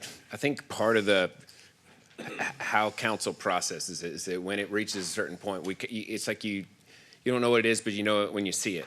Is kind of where we're at. So when I see sustained temperatures over 100 degrees, I think, well, that's going to be an average of 30 to 90 days every single year, which does not need to trigger a cooling center or a warming center. It's just Texas. This is just common weather Yes, Mr. for Mayor, us. and that's why there would be the secondary triggers to make it So happen. it has to be 2 items, is what you're saying? Yes, sir. It wouldn't just be based off of temperature alone. I'll use summer before last. The city of Austin had 117 days above triple digits. That greatly impacted their ability to provide services to the community of Austin. They revamped their winter warning processes where they added a multi-trigger concept where there needed to be a warning, there needed to be a ambient temperature, then there needed to be something else affecting a threshold. Sometimes it's just hot out, and if we have no power outages, really, we're still on a pretty level playing field. But if it's extremely hot out and half of our community doesn't have power, then we have a need. And that's why gold standard programs look at defining what the initial temperature is going to be, and then 1 or 2 additional defining elements to trigger the activation or opening of a warming or cooling center. I think part of our challenge is in communicating with the residents because we all don't know exactly when we've reached a threshold or when we haven't. It seems like your program takes into account a lot of these different variables, which I like. It's more nuanced, which I think is appropriate. Is there anything in the way that you're building this out that's going to allow for us as council to be able to, without having to constantly check with the city manager or check with you, when a resident asks, are you going to open a cooling shelter or a warming center? Is there a way we can say, actually, look, based on the weather and based on what we know, it's not appropriate, it needs to hit this? Like, how do we get educated so that when residents ask us, we can take work off of you and then not also have sort of this knee jerk, because someone's asking, we feel like we have to ask, and therefore you feel like you have to do something? Yeah. The plan and the program together will provide clear delineating factors approved by council that will say what our trigger points are. It'll be in black and white. So if it's 99 degrees, we're not doing anything if we set a threshold at 100 just for warm weather. If it's 100 and we have a high heat index, or if it's 100 and we have some other extenuating factor as described, such as rolling brownouts, loss of utility or power, or something major impacting the city, that's an activation trigger. There'll be a chart in the winter weather and the summer weather plans that will show these things delineated. So it'll be a quick reference chart for mayor and council to utilize for notes if a constituency calls and asks. As we develop this program, we'll develop a campaign around this program to educate our constituency in reference to what our plans are moving forward, so that they don't have any surprises. It's kind of like, go back to the old days of when you're in grade school and you learn stop, drop, and roll. You need to do those 3 things. We'll provide this program in the same process. It will talk about very readily what the indicators are and what the triggers are for those indicators. One of the things that'll happen, first off, when we go into phase one, the initial one, if the National Weather Service puts out a warning, my office will move that information up through my chain of command, which will get to the city manager, and a blast will go out to you that we're looking at contingencies right now because we have some anticipation.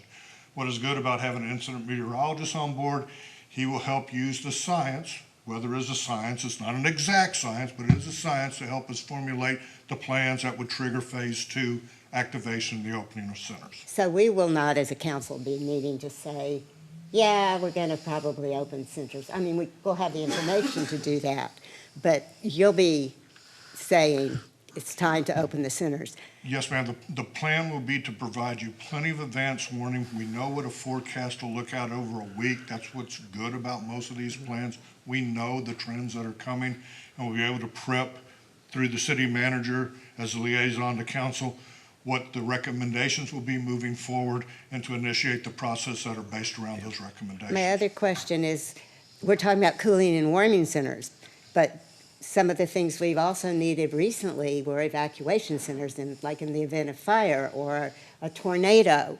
And I would like to see that included. As, you know, when do we open centers? Like last summer, we had fires. We had a couple of centers open for people who needed to evacuate an area. And then, I don't know, I want to be sure that whatever center that we designate could handle multiple people and would have a generator. Because I think a lot of these issues are going to be people without power. Yes, ma'am. And part of the process is we identify locations as we build out our infrastructure across the city and put backup generators in all government buildings. This will provide us with that type of resiliency as we move forward. As we look at things that you mentioned in reference to other types of emergencies where we need to shelter people, as we build our stakeholder constituency and partner with the American Red Cross and our other organizations, our faith-based organizations around town, we have a limited capacity, but some capacity now inside the city limits of Kyle to do just those things.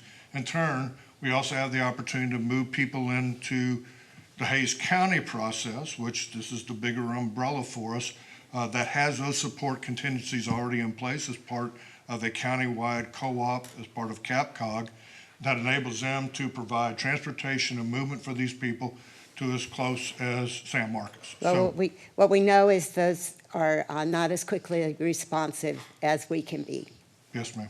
So, you know, if we have an ability to respond immediately to people and get that information out, maybe we do go ahead and hand off some of the work, or if it's overnight, we'll hand it off. But I think that we certainly need to be able to immediately respond to emergencies where people have to evacuate. And I'm currently developing those relationships with the American Red Cross and with one of our faith-based groups that has already guaranteed me shelter respite for up to 25 families, so that we have that already in place and we can support some of that. They have. Well, our experiences with other communities tells me Yes, ma'am. that they don't respond that quickly. You only know what you know. I understand that. The goal will be to develop a comprehensive program that has some tentacles off of it. The scope and focus tonight is certainly about warming and cooling centers, but I certainly hear you, Councilmember Harris, about how can we expand that to further, and I will certainly go down that avenue and look at ways that we can provide comprehensive processes that support our emergency operations. I think if they're going to use library, I don't think they have a generator there. No, ma'am, not at this time, but as we look at some of the goals that we put for part of our hazard mitigation plan, that's on the forefront moving forward as we develop the 25 goals. We have a 5-year process, but we're going to take it in 1-year increments, which is something that we haven't historically done here in the city of Kyle, so that we can show that we are making progress towards this. Every time we can show progress, that gives us momentum towards getting grant funding and other support functionaries that give us a fiduciary response to that comes from outside the general fund coffers and allows us to do more with someone else's money. Thank you. And just to reiterate some of the things Councilmember Harris talked about, so just in the past, the counties always look to Kyle when they need help in emergency management, so just wanted to throw that out.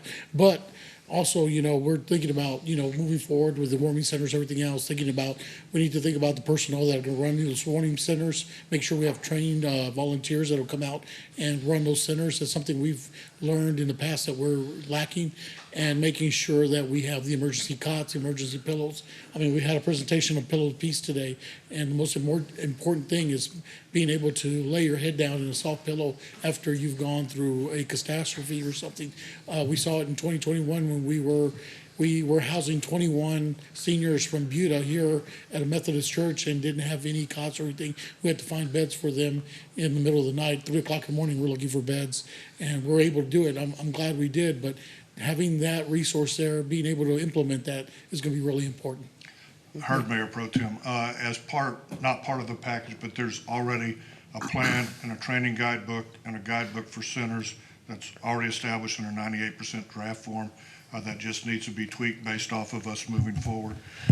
I did that work 60 days ago, and it's been sitting there waiting for us to get to this point. If I can chime in real quick, Mayor, on my past experience with, again, to reiterate, when I first got on council, this was one of the projects that I always wanted to have, is make sure we have an emergency management division for the city, because it's not how the incident's going to happen, it's a matter of when. Yes, sir. So at any time. And 3 of us here, from the mayor and Riza and I, we went through COVID together. We went through all those things. We were closing down parks. We were putting fences around. And then again, you never know what's going to happen, and then we had snowstorm. So I think the key factors we got to always keep in mind is communication, communication, communication. Build that first. Are we going to look at, number one, having a PIO, a public information officer, that would be somebody that will be the go-to? Because again, that's what the mayor's point was when we were going through the snowstorm, when we're going through the Aztec Village fires over there by the train tracks. Who do we contact? Who were we? I mean, I was contacting the city manager, then I got a hold of Amber here. I said, where are the shelters at?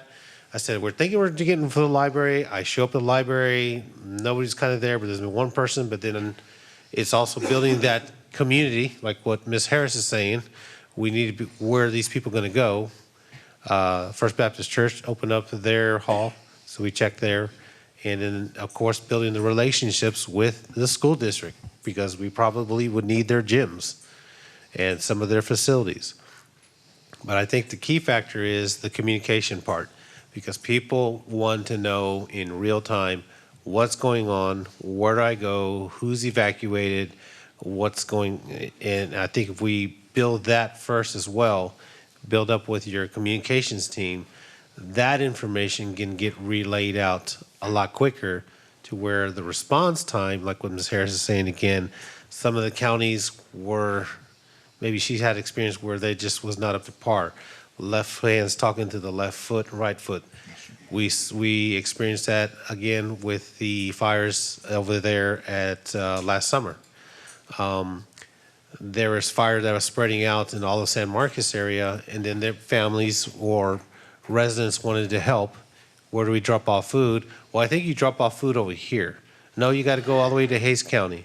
No, you go to the fire department. So it's that type of communication, to where it's like, okay, for anybody that's evacuated, where do you go? And that's usually the key in these type of situations. Yes, But sir. being prepared, having a plan in place, having a specific key point, a command incident center. If we use public safety center, that's kind of why we built it, where we could utilize that for countywide if we need to. If there's a situation going on in Kyle, in San Marcos, or wherever, we could utilize our technology and our facility, and then that way our residents, really that's what they want, is updated information on a timely manner. Well, and part of that, and I'm glad that you brought that to the forefront again. Key element to any of the processes we do is a comprehensive crisis management plan and a crisis communication plan. And as we are building this out, that is consideration certainly that I know is being tasked already in the infancy, how we do our messaging, how we provide information and support to other areas. I've been fortunate or unfortunate, whether you look at, to be involved with just about every type of disaster that has occurred in the last 3 decades. From responding and sending teams out to ground zero, to working hurricanes, to snowmageddon, to crisis management with 2 homicides on campus of the University of Texas, to COVID hitting, and you think some place that's a flagship university would be able to teach online. UT was a brick and mortar school. They didn't know how to transition over. Yeah. And we had to build those processes. And what is key in what we did over the 15 years at that location was develop a program that was in place so every time we had something happen, we're always using an all hazard risk plan. We knew what we're doing. The people are trained. They had the availability to move forward with it. And we initiated a plan. If we initiate a plan and stick to a plan, we're going to be successful. Yeah, and that would be I think your. part of that is, Yeah. is building these relationships and partnerships. I pride myself in doing a good job. I am an office of one, so me, myself, and I will get right on it, sir. Yeah. But as we Yeah. continue to move forward until the point that we build out the division, I'm going to invite a bunch of people over for dinner. Yeah. Because I'm going to need the help. Because again, if you have a key point of contact for all the residents to go to, they could be able to trust that information, because you'll have people on Facebook doing a live post here, you got somebody else doing a live post there. Depending on who's following you, what information is actually accurate. And then the city puts something out, and then the county puts something out, and it sometimes contradicts everything that's going on, and it's just still the same emergency. Yeah, and if I could just interject, I mean, I think that's one of the reasons that when we activate the EOC, we'll have an area for council to be in. We have our EOC team, and then we'll have a communications team, a place Perfect. where we can do briefings, and then a way to have that consistent, accurate information flow out of that facility to the community. It's really important, as you mentioned, Councilmember, and that'll be one of the things we're working on to make sure that we have good, consistent updates and that we're providing one source of information rather than lots of different staff members and departments, lots of different council members, different members of the community. There needs to be one accurate feed of information. I That's think that'd really be- key to make sure we're feeding that to you so you can give that to your constituents, and then we're sending that out to the community. I think that'd be a good process, especially for all 7 of us here, that we have that procedure, that if something's going down in our city, we all report, if we can, if we're available, I'll report to the Public Safety Center, Yes, and sir. then we just go from there. Yeah, And and I think one of the things we've talked about is doing disaster drill, an event that would happen. Here's how that would kind of work. So we all get to practice that a little bit when it's not a crisis event. It'll be important to see that. And, the crisis events, they do test everyone's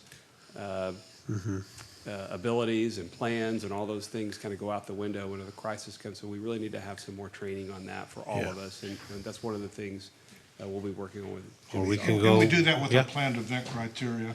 I was very fortunate, we activated EOC 15 times a year at the University of Texas for planned events. So we got very good at doing that because we understood that. The goal is to build that same process here, or a similar process stylized to this organization that gives us good leverage moving forward. I'll close with stealing a phrase. The county come up with this wonderful bumper sticker, one county, one protocol, when they talk about emergency management. For us, we need to have one city, one voice. Yes, and that voice back in the day for Robert and I was right over there by the library on Center Street. It was a big old tornado horn. Okay, we didn't have Facebook, we had Twitter to get all this misinformation. When you heard that siren go, you run, and you knew where to go. And Mama says that's where you go, that you hide in that closet, and we were always safe. And it went off every day at lunchtime. And we're on lunchtime, know where you're at. Yeah, so it was tested once a day. Yeah, But I think somebody the other day It- put something it about a worked. bell once a day. It was no bell. It was a big horn that did it. You could hear it once a for day. miles. It was crazy. But when that went off in the middle of the afternoon or in the evening, you knew right then and there you took care of it. Well, Thank and you. the purpose of this is to orient you towards a draft policy that certainly would like you to be reflective on and provide some feedback through the city manager so that I can take that feedback and finalize the plan and be ready to do activation in the event of an emergency. So what do you need from us today, Jimmy? Well, I I've got think a this question. This is a discussion, and then what we'd like to do is, based on the discussion, bring you back the policies for you to approve them. Well, we're Future ready items. to vote on lockbox, I think. No, those would come back with a resolution of specific policy. This is just Okay, a work even session that discussion. is going to come back because he presented a pretty comprehensive. Yes, ma'am, but I'd like to have that in a policy document so you can see that and actually take action on the document itself. Okay. That way you know what you're voting And that's a quick fix. And then, Ms. Councilman. Johnson, how many fire trucks does UT have? We got 4. They're 460 miles west of here. Where are at they? Fort Davis. You know, people always used They're to at the ask that. observatory. They're at the For those that aren't McDonald's. familiar with me, I spent the last 17 years at the University of Texas till August of last year when I retired as the Assistant Vice President for Campus Safety. So all the bad stuff fell between myself and the Chief of Police, and background in emergency management and fire service out in Southern Nevada. Kind of like the guy in the farmer's commercial. I've seen a thing or two because I've seen a thing or two. So, And you don't want fires consuming telescopes. yes, ma'am. $1 Bad. billion worth of research. Bad thing. That's funny, you left the UT complex for an Aggie complex because Kyle Field's named after the Kyle family here in Kyle. Yes, sir. Yeah, we're a little upset about that. Anything else that I can share with you tonight? Thank you so much for your attention. I Thank appreciate the you. opportunity. Thank you, to speak Mr. with you. Johnson. You don't need the direction. You've got it from us right now Yeah. to bring the policy back, right? So we're good? Oh, you want your Everybody's box? You want your box back? good? Well, apparently those are $200 to $300. That was the only thing that bothered me about that was understanding the price point. One night. Well, Mayor, I will say that, No, you know, it's if fine. If we fund something moving forward, I think there's ways to get partnerships in year 2. Okay, that sounds good to me. Thank you, sir. All right, next up is agenda item number 30, receive a report, hold a discussion, provide staff direction regarding the Greg Clark Park Skate Park. Mr. Lopez. Thank you, Mayor. Okay. All right, quick overview. We're going to go over the background of the skate park project. We're going to look at some design concepts and then give you some, we're going to be looking for some guidance for next steps. Okay, so quick background. In November of 2020, seems like forever ago, the voters approved a park bond which included $1 million for improvements for Greg Clark Park, not the skate park in particular, but the park in general. And then in July, 2 years later, July 2022, City Council approved an ILA with Hays County for Greg Clark Park for matching improvements for an additional $1 million to bring the total project to $2 million, $1 million of which would be allocated to a skate park. A design contract with SPA Skate Parks, DBA Transcend Inc. was approved by Cal City Council on February 21st, 2023. From May 2023 to August 2023, there were 2 public engagement town halls and 1 survey conducted to gather input for the project from the community. In March of 2024, the construction design plans were complete, and we jumped the gun and started with some grading and demolition for the site. So, current status in June, on basically the end of June 2024, just prior to my arrival, the timeline was paused to allow new leadership to assess the project and then back up a bit to ensure that the final design is brought before council and also to determine the best path forward to complete the construction of the project. The original contract was for design only and didn't include the guaranteed maximum price, the GMP, for full construction. So in September, on September 30th, 2024, the Park and Recreation Board reviewed this same path forward and unanimously voted to move forward with staff recommendations, which I will share with you momentarily. So design concepts, final design concepts for the park. It's a 9,000 square foot skate park, just under 1/4 of an acre. In my assessment of this park, I needed to see what the if the project was going to disrupt existing programming for the park. It was important, and it didn't. It's a great location at Greg Clark Park in an otherwise underutilized area. Also, there's been some security lighting installed that is meant to meet the footprint of the site. Next thing I wanted to look at was traffic control. So with the skate park, it's of this size, you're really looking at a regional size skate park. It's a pretty big deal. And so you need adequate parking and also traffic flow. Traffic flow is important, especially with the drive-through availability of Greg Clark Park, because most users are going to be between 12 to 17 for the park.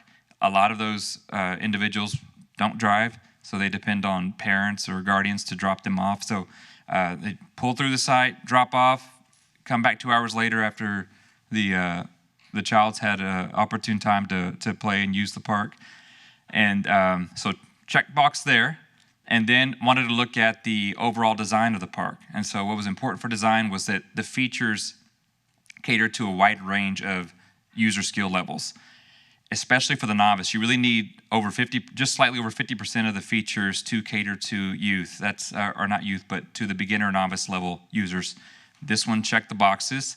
Also, you need staging areas. So you're not skating at all times. You might run through a course, use some features, and then you'd hang tight on one of the platform areas. So as you see in the design concept, there's plenty of platform areas for observation and also waiting your turn. So those are just called staging areas. And then for the community input process, that would be important. So I mentioned previously that there were 2 community input town halls as well as a public input survey.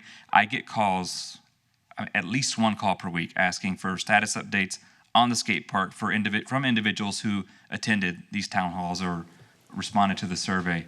David, I actually participated in those meetings, and the young people that were there were of all ages, from like 8-year-old with his parents to 35-year-old guys that have been skating for 30 years. And they were so engaged and having so much fun with modeling the park. It was a great experience. Thank you, council member. So the next thing we wanted to look at was value. And so this project, as I mentioned, was $1 million. And so I played Price is Right with some of my colleagues who have extensive experience in park planning and said, how much would you value this skate park at? And it was about $1.5 million for something of this footprint. And then I wanted to look at the reputation of the design build company. I was very pleased to see that SPA was the design build company that we had used. That's probably one of the more reputable companies in the business, arguably the best, and they're also based out of Central Texas, just north in the city of Austin. Also, in talking to SPA and revisiting this project, because they mobilized for demolition and also grading, as well as the design, we know that construction prices increase by the hour. And so in engaging them, I said, hey, if we were to continue and explore options of maybe using a purchasing co-op, which they are on TIPS co-op, would we be able to keep this project in line with your original quote and get this completed within budget at or under $1 million? And the answer was yes. They were excited that we're at least considering revisiting this project. So option 1 would be to direct staff to move forward with pursuing the full construction of this skate park design using SPA on a cooperative purchasing agreement. Or the other option would be direct staff to go and put out an RFQ and start the design process over again, including the public engagement process. It would be a more costly option 2. The staff recommendation, as well as park boards, is option 1. Mayor. I know the recommendation, option 1, but I'm not real crazy about the swells. I think they should be deeper. I kind of think we're going with a lesser option. I'd love to go back and revisit this and see if we can build something really, really nice. Something, and I'm going to tell you right now that BMX people are going to show up here even though it's a skate park, because I see it in all the skate parks. So we need to make sure that we incorporate it where it can be user-friendly for both. So I'd love to go back and to the drawing board and see if we can come out with a better concept. So I'd like to make a recommendation to do option 2, please. My motion. Does anybody have thoughts on that? Councilman Harris. Yeah, I was on Parks Board when this was originally discussed, and I was part of the decision-making on using SPA. I think that they gave us a tremendous amount of knowledge. They know exactly what they're doing. I'm not going to second-guess them because I am not a skater. I think that their bid was excellent, and I would recommend going ahead and using them as we originally had discussed. Thank you. Councilor Tobias. Okay. There's 2 or 3 different factors in this decision right here. Okay, I don't think, in my opinion, SBA skate parks is not questioned as far as being the quality developer.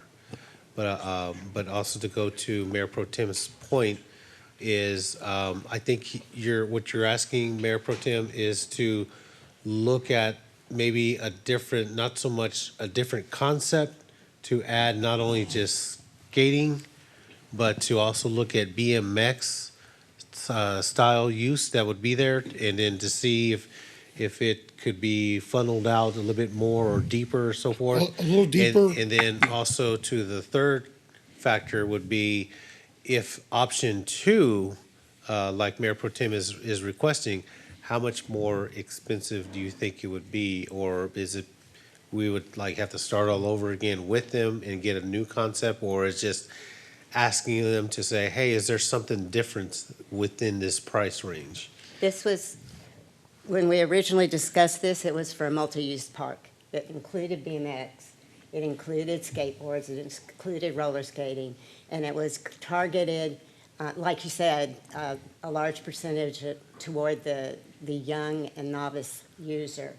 And I think that's the design we got. So with that being said, what I see in some of the skate parks I visited, it was a deeper swell, and there was kids that were 5 and 6 years old taking those big swells. I think this is limited. It's not gonna be attractive to the real skater, because you have skaters from 4 or 5 years old all the way to 80 years old. I've seen 80-year-old men out there skating, and they're gonna want the big swells. This is not deep enough for what they want to, tackle. I've seen these guys tackle some stuff. I'm like, I'm not doing that. But You know what I mean? but this These is guys not are 80 years old. It's not and- designed to be a pro. Yeah. No, it's not a pro. It's for an everyday user. These are not professionals that go out there. It's kids that are coming out to play and have fun. I mean, it just doesn't seem like it's gonna really entice those really diehard skaters. They're not professionals. They're just everyday kids that like to go to the extreme.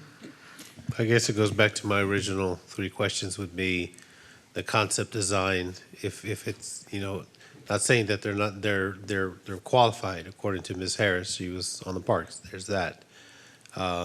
This is not the final design, correct? Or if it is, there's the question of how deep it is. You've got already some trees or rocks in there that already shows a big flag, red flag for me, because if that skateboard goes flying, boom, they're hitting the rocks, so there's that deal.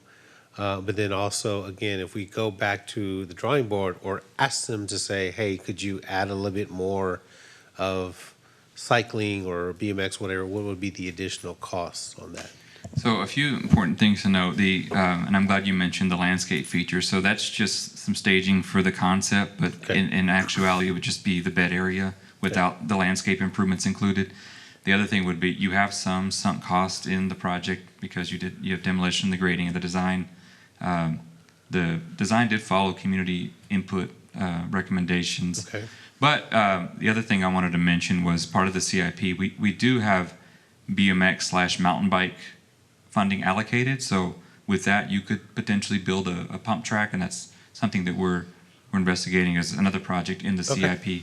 There you go. I think my biggest concern with the skate park was the lack of shade, which is something that we could install outside of the project at a later time, because it's Texas and. Okay, so, all right, I think a lot of the fear that this council has stems from the splash pad, which we Yes. unanimously approved, but we designed it to a budget.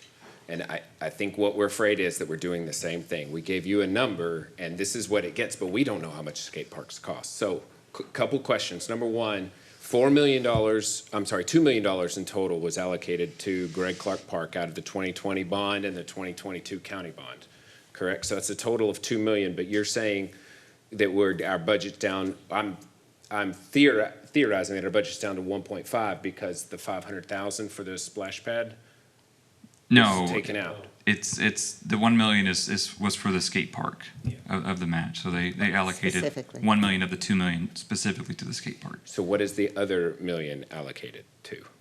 There's also parking improvements that are slated for 2026, FY26. So you have a total of 2 million budgeted. worth of projects. For Greg Clark, yes. So that was the splash pad, or the splash pad was just something separate? It Or didn't come out park, of this this? is for parking, right? Right, but it was, Yeah. it was, the conversation, if you go back and look it up, at that time was that 500,000 would be reimbursable through the bond or something along those lines. I'm prefer the option you're telling me, which is that we still have the entire $2 million budget for Greg Clark Park, of which 1 million has been arbitrarily by the county and the city applied for a skate park. So that's one question. Then the second question is with regards to our $25 million CIP allocated over the course of the next 4 to 5 years.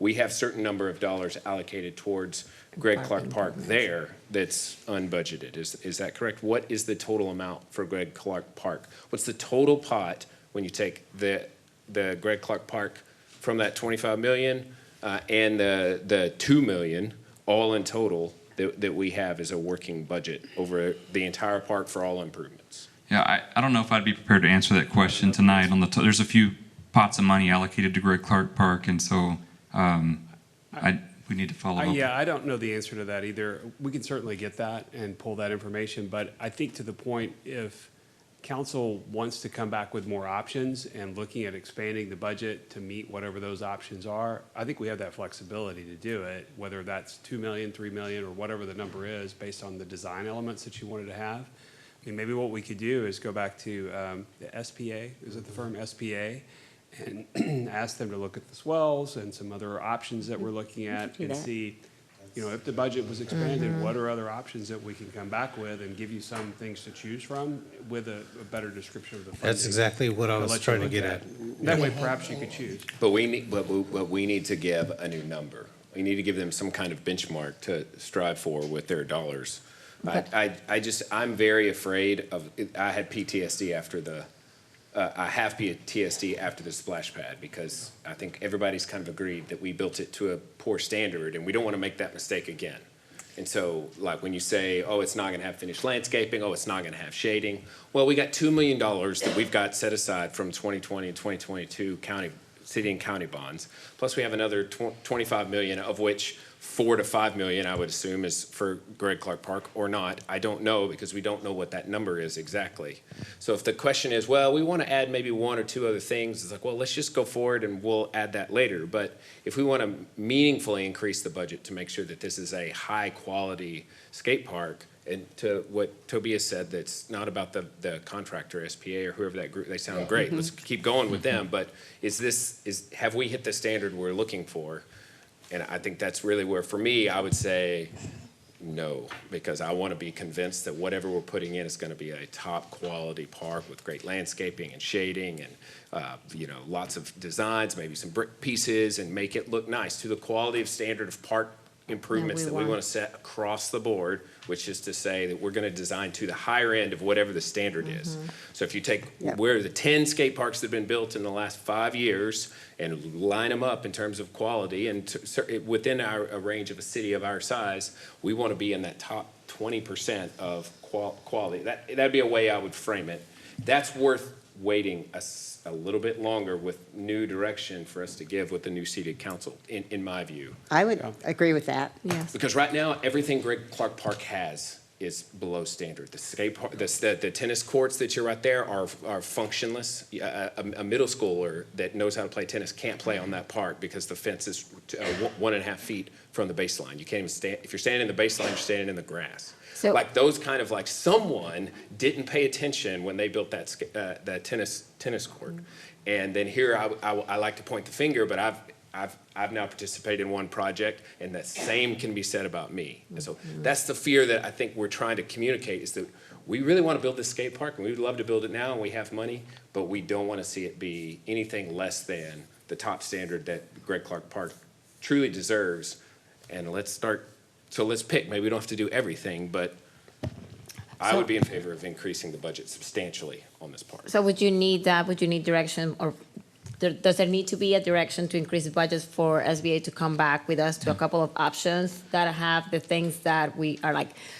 A shade structure is the first thing that I thought about, because we have gone, every single park is like you're just looking for shade. Yes. So that park is going to remain empty during the summer if we don't have some sort of shade in there. Well, And that's a great suggestion, David. That's really good. Shade's important, but I'm not sure we can shade the The entire actual thing. skate area, because when you get those shadows on your skate area, then it creates problems for the skaters. So I don't know, once again, I'm not a skater, but that was kind of what I was hearing from the kids. Yep, but the other thing is also seating. I mean, looking for seating for parents when they bring their young That kids I out. want shade Now, I for. would love to see seating and shade, but And bathrooms and Yeah. water fountains. Well, we've and got stuff that. like that. Well, not Okay. right there, but. Yeah, it's like if we're gonna build a skate park, let's Right. build to Right. the full extent of what Yeah. we think the community deserves and not 1 inch short of that. That's the new vision. That's the reason you got put on pause. So we could have this discussion and see if the council had that mindset. If we think, is That would this be great. achieving the standard for park development that we want? And we want Yeah. a skate park. We don't want to keep getting those emails. I've been wanting to do this for a very long time, but I don't want to build an inferior product just because we didn't fund it enough, and therefore this is all that could be proposed within the budget that we Understood. put out. And one of the things I'll tell you is look at what Cole Park has in Corpus Christi. They went back and rebuilt that one because it was under performing. The concept they put in, the second concept they did is a lot nicer. The swells are great. My wife and I like to sit out there and watch the young kids, 4 and 5 years old, take those big swells. It's crazy. They do it in their little scooters. It's really neat to see. There's a part of me is going, don't fall, kid, Yeah. right? But they're having a great time, and it's all ages. I'm telling you, 4 or 5, all the way up to 80. I mean, to see all these different people, age groups out there enjoying the park. But what I love about it, it's got a multi-concept. It has BMX and skating, so one section of the park, but they share it. It's crazy to see them working together in tandem and doing tricks. Almost it's like they wait for each other. It's your turn, my turn. Yeah. But it's really neat to see. Yeah, they insisted that they could do that when we were doing the public Yeah. comments or design phase, that this would. So what this I'm would hearing accommodate is both. take the input from this evening, as well as the community input surveys and staff input, re-engage SPA to come up with some additional concepts with budgets and, a range maybe of. We do, Yeah, I think, and go back and ask the Parks Board and your consultants and contractors, does this achieve the standard of being in the very top percentage in terms of built-out park that's gonna have maximum use for the community? Is it large enough? Does it have all the right amenities, everything that it needs? And if the answer is no, then I think you need to build to that standard and then bring it back. And we have enough leeway, if this is the priority we're trying to pursue, we can fund this thing all the way. Yeah. Yeah, I have a few questions about that. I do hear what you're saying about increasing the standard. You repeat that word over and over. But I have to remind you and this council that we approved only $25 million in that park budget. There's 5 parks. So once you start enhancing this, which I'm for, to get that gold standard skate park, you're gonna take out of other areas. Areas such as the lighting, the sidewalks, the restrooms, things that that Greg Clark needs. So and if you go too far, now you're actually dipping into the money for some of the other parks. So this becomes a domino. So unless we're really prepared to increase the budget moving forward to get that gold standard, which I thought 25 was on the low. I actually wanted to put more into the older parks. I feel like the community deserves those investments. But what we're talking about right now is increasing the amenity of this one, and we're going to go into that money that we don't have, that we did have for the other parks. So we're going to end up with an inferior park at some point, or we're going to end up with one good one and 4 inferiors. So we really need to decide what it is. Five parks, $5 million per park. Yeah, but if you already done 5, that's all you. No, that's gonna be the limit. But okay, but Greg Park still Five needs. per park. Right, but Greg Clark still has a lot of old enhancements, right? Yeah, but there's already 2 million plus the 5, so that takes that one at 7. It's not taking 7 from the 25. It's only taking the 5. Brian, do you Right, need but to the say 5, something? the 5 we were trying to spread out to lighting. I think it's 100% a great to conversation that's shade. happening right here. Yeah. I agree with Weren't we everything trying to you're spread that bringing out? up. it's relevant because you're just talking about the opportunity cost, which if my mentality is, I don't care, we're gonna build the one thing completely right, but you're saying, well, then that might cost us the second thing. And that's a valid Right, point. so what about So the be it. baseball fields I at mean, Greg Clark, right? So Right. we don't redo the dirt, So- we don't redo the seeding. What about the soccer fields? You know, there's a lot out there at Greg Clark, right? So we can definitely go I think- 5 or more. But And I'm not saying that that's not the case, but when the time comes, I feel like if there is a need to do an amendment to those funds and see if there is opportunity to find a different source of funding for the parks, so we are not making cheap stuff, I think that would be a good discussion to have there. If I could, Mayor and Council, just as a suggestion is, let us go back, take a look at some options, look at some of these amenities that you've mentioned to us. Let's look at some of the leading projects of this type. I think the mayor's point, let's look at some of those, see what elements were included there that aren't included here, and then come back and give you some options. And then I think we can have a little bit more educated discussion about what are those offsets and opportunity costs. Perhaps they're significant and they would cannibalize another project, but maybe not. You know, I'd like to get you some more information and a funding plan that we can bring back to you to kind of show, here's how you could fund option B or option C or option D, how we could do it and what it would look like. And perhaps that'll shed some light on it and make it a little bit more concrete about, no pun intended, but that'll make it a little bit more real about what we're actually discussing. I do think it's a good policy discussion. And that's one of the reasons we wanted to bring it back to you, talk about the project and figure out how to get this thing moving. But I think David would be the first to say he's excited that you want to have a first-class asset here. And let's figure out what that looks like. And we'll look at the swells, the depth. I don't know what the right depth is, but we can come back with some options to give you those. So we'd be happy to do that and bring you back some concepts in the near future. Thank you, David. Thank you all. Thank you. Excellent conversation, everybody. Yeah, that was Thanks. good. All right. Next up is agenda item 31, receive a report, hold a discussion, provide staff direction regarding branding for the city of Kyle as part of the Economic Development Strategic Plan. Good evening, Mayor and Council. Victoria Vargas, Director of Economic Development. As you mentioned, this is one of the key initiatives that I presented in the Economic Development Strategic Plan. And this presentation is both mine and Rachel's as well, because she plays a heavy role in the branding for the city. Oh, okay. Thank you. So there's two types of branding that we'll be talking about. The first is destination branding, and the second is the overall city branding. Of course, destination branding is focused specifically on attracting visitors. And then the city branding is broader, encompasses all of the aspects of the city that I'll talk about shortly. I'll start by talking about the destination branding, which is the Pie Capital of Texas branding. The initiative began back in 2017 when we trademarked the Pie Capital of Texas. We had our first Pie in the Sky Hot Air Balloon Festival. We also had a state designation in 2021 for the Pie Capital. So we went full force into this destination branding. These are some of the logos that we used throughout the years. We had businesses certified. We did National Pie Day, National PI Day. We also had Uber Kyle 314 as all tied to that destination branding. So we're here today to ask for your discussion and guidance on moving forward with the destination branding and in what direction you would like us to move forward.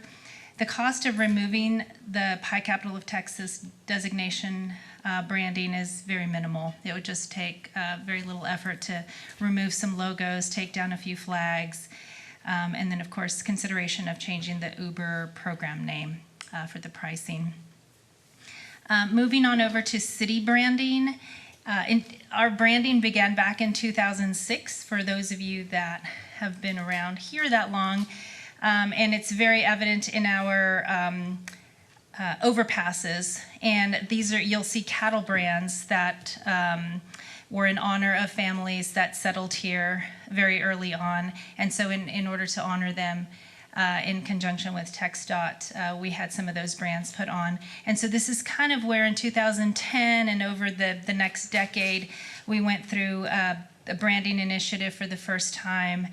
And then when Rachel and her team ramped up in 2020, we hired a graphic designer and a communications team, and they refreshed the branding for us to kind of mold from the left side over, just kind of refine it to the right logo. And you can see this is used all throughout the city. We see this on every communication that we have. A lot of our different departments use this in different variations. You'll see it on our physical structures, our water towers, our street signs, our gateway signage. And so we did a little bit of preliminary research on what it would take to rebrand, to undertake a rebranding initiative. It's anywhere between $50,000 and $100,000 to hire a firm to help us with the rebranding initiative. And this would include an abundant amount of public outreach. We would like to involve the public in discussions. We could partner on other city departments have public outreach events already scheduled or scheduled for the future, so we'd love to get on board with them. And now that we have a captive audience, we can talk to them about our parks department and also what they think about the branding and where the future of the city should go. Now, the rebranding would only be for the firm to do the rebrand and the public outreach, but it would not include any. This price does not include any updating of city signage or physical infrastructure. That would come later if that is the outcome of our rebranding initiatives. Some other projects that would be affected by rebranding would also be our city infrastructure. We'd like to have this work in conjunction with our new roundabouts, beautification of corridors, gateway signage, water towers, monuments, our sports complex, and then of course the websites that the city owns. We did run this through our Economic Development and Tourism Board at their meeting a couple of weeks ago, and they agreed that the Pie Capital brand and what we call the K-Mark have value to Kyle's history, but now that we're moving on, in a different direction, they felt that a more modern brand would reflect our growth and our vision. That was their recommendation for council. So we have options before you, and I'm here to take any questions or any discussion for our staff to move forward. Mayor? Mayor Pro Tem. Yeah, I just want to say, I guess it's time, right? Look, we're a different city now. We're moving in different directions, so I guess it's time. I meet with a lot of residents, and there's some people like, are we really the Pie Capital? Or what are we are? And really, what are we right now? I really don't know, to tell you the truth. I mean, we're expanding our parks, expanding our trails, we're expanding retail, we're a growing city. I mean, we've definitely changed from what we used to be, but maybe this is time to really look at this and take a deep dive. And really, I love the part of the community input. Make sure we get everybody in the community giving their, assessment of what we are as a city. That'd be important. So, yeah, I think it's time. What did you say? I'm sorry. Go ahead, Councilman Parsley. No, I'm just, I share the same sentiment that Mayor Pro Tem is saying. We have one pie shop with a giant pot on top. It's not like Lockhart that they are known for the barbecue, and there's plenty of barbecue places. There's just a pie shop in here. So I wish that we had more, that we can stick to it, but I think it's definitely time for it to go bye-bye. I'm not ready to necessarily start a rebrand But effort, because right there. that's to what Mayor Pro Tem said. I'm not sure what that would be. Well, so what is the difference between the destination and the city branding? City's just, destination's pie, right? Right. And then the city branding has all of this signage. So Yeah, okay. I think Rachel would agree that we don't necessarily want to move away from this. Can you go back city to the branding. Options? Sure. Real quick. It is a lot of options. Sorry. All right. Do you have anything to add, Rachel, or? I would say option 4 seems to be the best for where I would be at for right now. So remove the destination branding from city assets and do a refresh of the current city branding. What does this one mean? It just means we're done with Pi Capital. Done with the pie, naming it. the So pie- destination refers purely to Pi Capital. City branding refers purely to the K mark with the Kyle. Which I in think is Texas. pretty banger, frankly. I like So I'm it. not trying to get that one removed. I actually No, like I'm it. not trying to- I've got a branding iron with that K and the Texas, the whole thing. I think it's a good brand. Yeah. Yeah, no, I'm It's not a- talking, I'm not talking about that. Yeah, I like that. Branding is what we're looking Uh, for your direction. All right, if we're gonna do this, it'll make headlines quite a bit. So I would like for us to have a press release scheduled that shows, that puts some honor on the history, regardless of whether or not people have felt the way they felt. It actually started before 2017. Started before I was even here, and staff put in thousands of hours to putting that together. I mean, thousands of hours on all of that, as well as it is one of our longest serving and most celebrated downtown businesses. I enjoyed when the new businesses opened and they would have the certified, branding on there, you know what I mean? So that was really cool too, but Certified. I mean, Maybe not a certified, press yeah. release, but something needs to be said, is my point. Yeah. Maybe press release is the wrong word, but we need to say it, because otherwise, it's just gonna get, it's gonna go in a particular way, and I don't think that, and at least I hope that it's no one's intention to try to besmirch, because it's obviously, like you say, it's one business that's getting the news, so that will impact that business, at least on some level. It would me, if it was me, so. I agree with you, anyway, Mayor. I want to be gentle about how we do this. Yeah, I mean, I think the city put up a really great effort in the Pie Capital with the hot air balloon fest and all that. So I agree with the mayor. We need to kind of go gentle with this and pay the respects that it gave us. It did serve the city well for the time that was our destination. Definitely, and we definitely wouldn't want to besmirch any local businesses. They're a great local business in our downtown, so. They certainly definitely. And I guess the second question on that is if we're moving away from that destination branding, do you want to have a new outreach effort to determine what that new brand should be?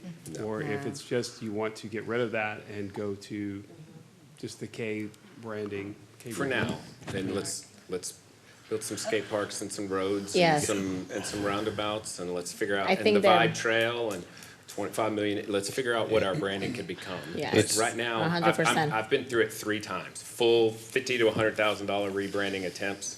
So I've seen everything from Sonny Falcone Jr. to Catherine Ann Porter to the Pie Capital. This was a result of a $50,000 to $100,000 branding exercise. I just think we don't have that yet. We It just- will come Yeah. at some point.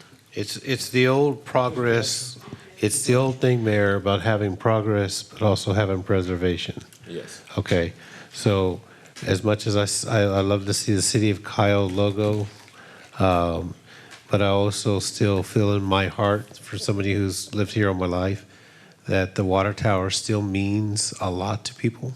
It's a staple of the small town that is now fastly growing up in this area. So I guess still incorporating some kind of the preservation of what our town was, but moving into the modern generation is the way you always want to look at this. It's hard when you do put a company, one specific company, as your model, and then you got to learn to kind of start stepping away. But that's called changes. That's called change, and it's inevitable. Just like we talked about our growth and our history, keeping that in, learning and visiting with people at TML last week, hearing about how some people are just still stuck in their ways, but they've got no water because they refuse to grow. So I agree with what the mayor's saying. We got to kind of handle this with everything in our city. Everything is handled with kid gloves, because you make one change, you're going to have a whole army of people on social media just start tearing you down. So you just got to kind of be prepared for it. But at the same time, we also know we got to continue to move forward no matter what. I'd like to make a motion to approve option number 4, directing staff to remove destination branding from city assets and do a refresh of the current city branding. Just as a refresh would be essentially us taking the K mark now and revitalizing a little bit. 3 would be more of us leaving the Kmart as is, but doing away with the current destination, just as a. All right, 3 would be better then, for now, because I'm not, that's. Do we need a vote or just direction, give them direction on 3? We need to vote on it, I Okay. think. So it's clear that it's coming from us, no? Either way, it's fine with us. All right, I'm going to re-motion to approve option number 3. Second. All right, motion by the mayor, second by Councilmember Parsley. Is there discussion on the motion? All those in favor say aye. Aye. All opposed. All right, motion carries 7-0. All right, we're paused on agenda item 32. We'll bring that one back. And last up is agenda item 33. Consider directing of the city manager to provide an update on the status of Workplace Waterfront at Marketplace and Woodmere developments. All right, this shouldn't take long. So there are several developments that we have approved in the past, and none of them have started yet. And so what I would like to see if, number one, what has caused the delays, what will be the economic impact to the city by the time they decide to build, like if they got approved with the lower impact fees, if there is any way that we can reassess, because I know some of these have been approved for 2 years and there has not been any movement on the dirt. Then also would like to see if there is a way that there can be policy recommendations to ensure that when the zoning changes are tied to the development agreements, if there is a time frame that we are giving these developers that they have to be building by a certain amount of time. Because I know sometimes we tie the zoning with the DAs, and then those development agreements are tied to incentives. But to me, I think if they have not started building by a certain time, and then they were to cancel these developments, but the zoning remains, then what's the leverage the city has over those developments? So I would like to see if we can direct staff to bring back some sort of updates, and in the future for council to consider maybe doing some policy changes so the zoning reverts if the developer has not built by a certain amount of time. Otherwise, if the zoning remains and they walk away, then somebody can come back, it's already zoned for it, and then build whatever, to whatever standards they want. That's it. If that's the direction of council, we can certainly bring back an update and some options for you. Thank you. Yeah, if you don't mind, Mayor Pro Tem, if I could add on to that.